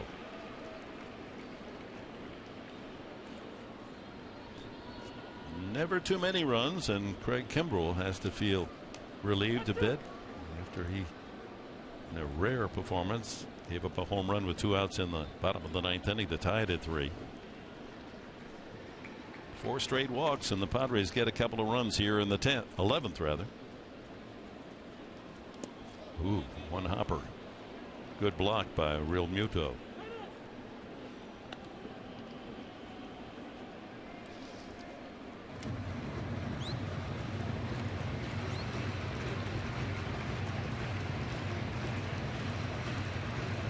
Marlins sent left-hander Dan Jennings to the White Sox to acquire Rienzo in the offseason. 2-2. Jerko with a line drive by the dive of Echeverria. 1 run scores. Here comes another, and the Padres have blown it open. It's 7-3. Jerko with his 2nd and 3rd RBI of the night. Upton and Alonso check in. A 4-run 11th inning thanks to the generous wildness of Marlins relief pitching. We got some battling back, Friar faithful. Yesterday in New York, down 7-1. Craig Kimbrell made a bad pitch. Marlins tie it up. Will Venable starts it off with a knock, and everybody is battling at the plate, drawing walks, passing it on to the next guy, and Jed Jerko fists one out to left field for 2, adding on. That brings up Amarista with runners at 1st and 2nd, still 1 out. All 4 runs charged to A.J. Ramos. Close the book on him. 4 runs on 1 hit. The leadoff single by Venable.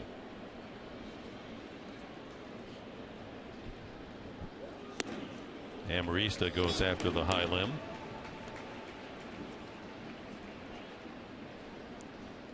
Did knock in a run with a sacrifice fly tonight. 0 for 3. And his average is dipped down under 200.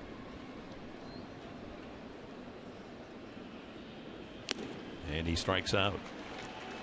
He's in a terrible slump, going after bad pitches.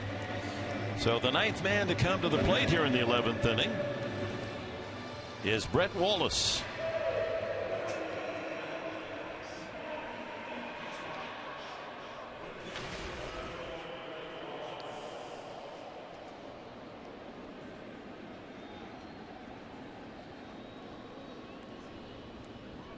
Tough night for A.J. Ramos. That's going to hurt the ERA.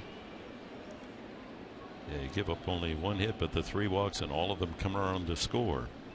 All earned, too, right? All earned. Wallace fouls off the first pitch.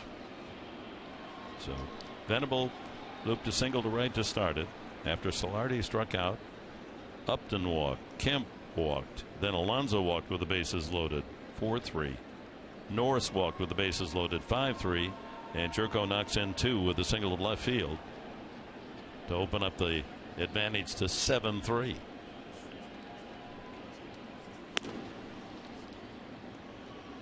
Norris at second, Jerko at first base. Jed with a 3-hit night and 3 runs batted in after going 2 for 4 yesterday.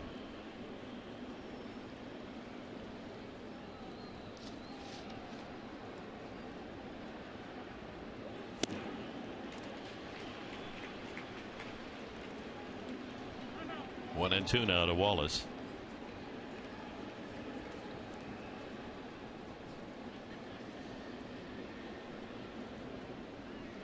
Seven runs and 10 hits for San Diego. Looking ahead to the last of the 11th, it'll be Ichiro, Yelich, and Bohr for the Marlins. Dick, 42 pitches collectively for these Marlins pitchers in this inning. Padre hitters doing a nice job of being patient, drawing the walks. Ground ball fair, goes off the first baseman Bohr, and rounding third and holding will be Jerko, and it'll be a base hit for Wallace. So only the second hit make it the third hit of the inning. Might have even clipped the first base bag as it took a wicked hop on Bohr. You know, Dick, I think you're right. I think that ball may have hit the first base bag. Let's take a look. Oh, kind of tough to tell there. You really can't tell from that angle. But anyway, look, it kind of took a hop as it passed the bag. Some Vegas crap table numbers up there. 7-11 for the Padres. Yeah. They've hit around, and here's Venable, who started the inning with a single to right field. Stole second and went to third on the throw by Real Muto, and that really opened the gates for the Padres. Bases loaded again.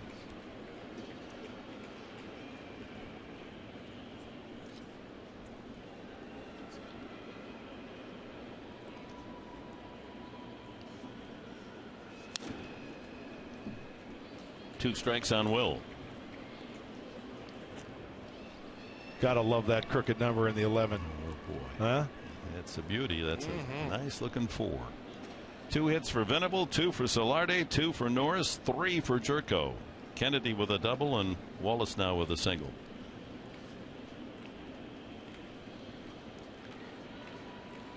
Base is full.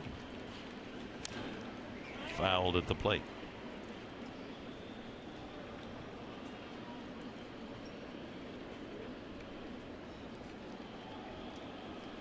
Roof closed, that keeps the rain out, but not the humidity.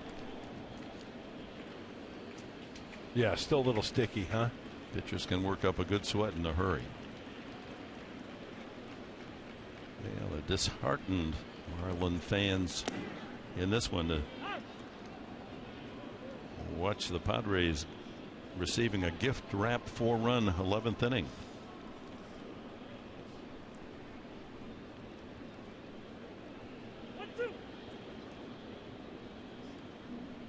Really good plate appearances by the Padres in this inning, drawing those walks. Check swing, 2-2. Norris at third, Jerko at second, Wallace at first. I still think the key at bat this inning, Dick, was the Alonso at bat. Bases loaded, tie score. I mean, he could have very easily swung at a bad pitch. It resulted in maybe a double play or something. Yeah, he made A.J. Ramos work. Bases loaded walk. Venable fights off that one, and it stays at 2-2.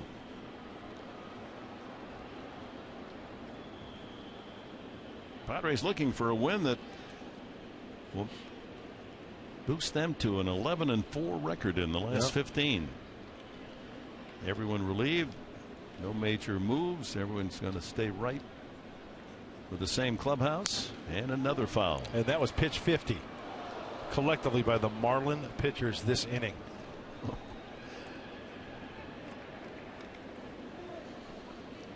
Manager Jennings can't like what he's seen here in the 11th.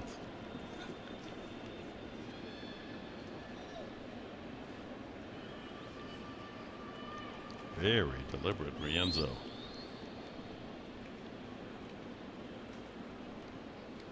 Another 2-2. And another foul.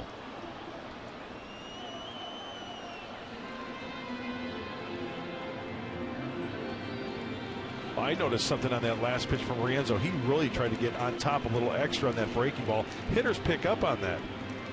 You know what's interesting about this game, and of course, how do you figure it? Coming into this inning, the Marlins pitching had allowed only 1 walk, and that scored. Alonso walked and scored. Only 1.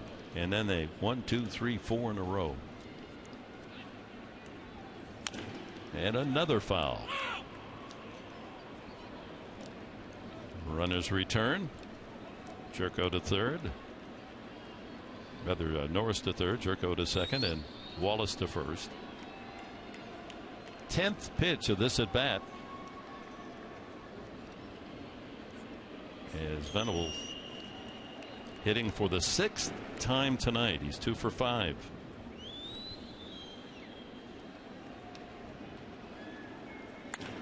Line drive through the left side. 1 run scores, and they're going to hold Jerko at third base, and it's now an 8-3 lead. Venable 2 hits in the inning. That's his 25th RBI of the season. That was a battle, folks. Will Venable showing great bat control as Derek Norris gets high fives, hitting down on this baseball and hitting it where it's pitched. Just shoots it through that open left side. Boy, going the opposite direction is such a fundamental, positive action for a baseball hitter. So much money to make going that way. Talk about Tony Gwynn. Finally, Solarte with a bouncer to second will end it. And the version of the Bronx cheer here in South Florida as the Padres get 5 runs, taking advantage of 4 consecutive bases on balls. Jed Jerko adding to the flavor of a 7-3 lead.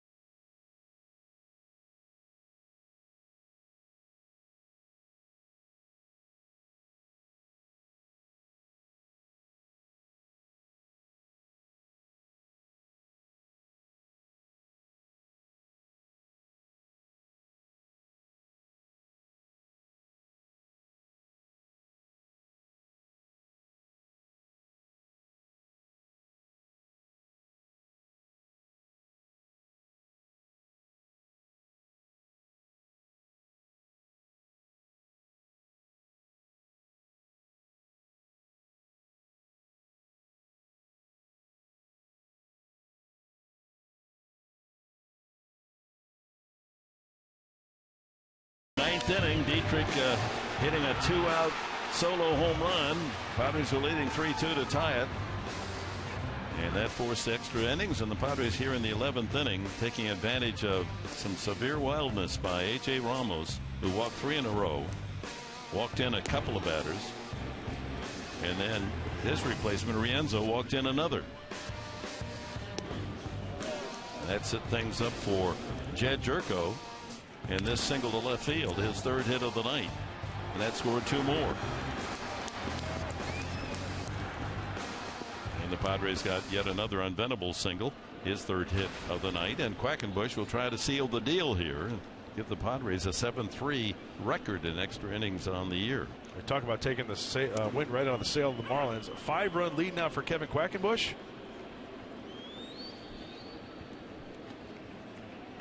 Ichiro, Yelich, and Bohr to hit. Ichiro 0 for 4. And he bounces this one to Jerko for the first out. So Ichiro with a 0 for 5 collar. Yelich, 2 of the 5 hits, including the 2-run homer back in the first inning off Ian Kennedy. Kennedy's 7 strong innings allowed 2 runs on that home run, only 4 hits, but that home run by Dietrich in the 9th inning took a win away from Kennedy. It would have been his 3rd straight. And safe travels back home to give Mama a big hug. Welcome in daughter number 4.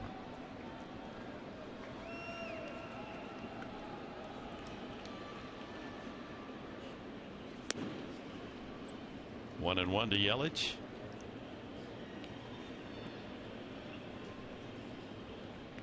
He's part of the future of this Marlins team, and of course Giancarlo Stanton. Oh, they miss him. A bat like his. It's a nice 1-2 punch with Yelich, and they hoped that Mike Morris would be some protection for Stanton, hit behind him, but Morris had a miserable season here and was part of the deal with the Dodgers. They sent Matt Latos and Morris to LA. I think Derek Norris may have gotten a little piece of that last foul ball.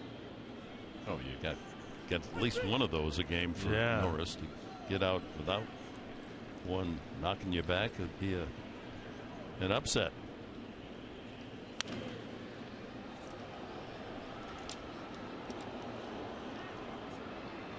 Hey, it's wrestling night here in Florida, and they got some of the wrestlers. I think that's the Iron Sheik on the right there with the napkin tablecloth there, the red and white checker. For a minute, I thought it was October where it's Halloween. I thought I saw Ric Flair floating around here somewhere as well. Boy, that ball way off the mark. 2-2. This guy looks like he's from England. In the court where they wear the wigs. The twigs, huh? Yeah. Or the wigs. Looks like Bellucci. Good call. I mean, the one on the left. Is that Ace Frehley? Peter Criss? Weak wave and a miss, and Yelich down swinging, and the Marlins, they're playing disheartened. 2 outs, and it's up to Bohr here in the bottom of the 11th. He's over 4. Yelich with 2 hits and Echeverria with 2. The other, the home run by Dietrich. That's been it for the Marlins offense.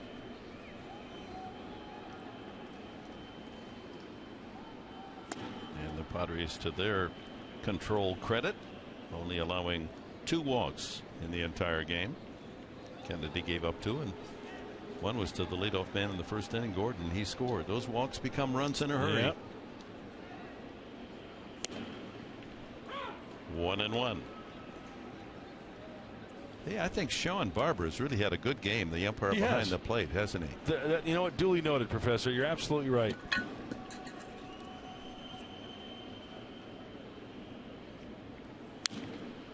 Because, you know, they're people, too. We tend to forget that once in a while. Umpires have feelings. They're doing the best they can. And if you see one, hey, tell them thank you and give them a hug. I said it. Hug on up.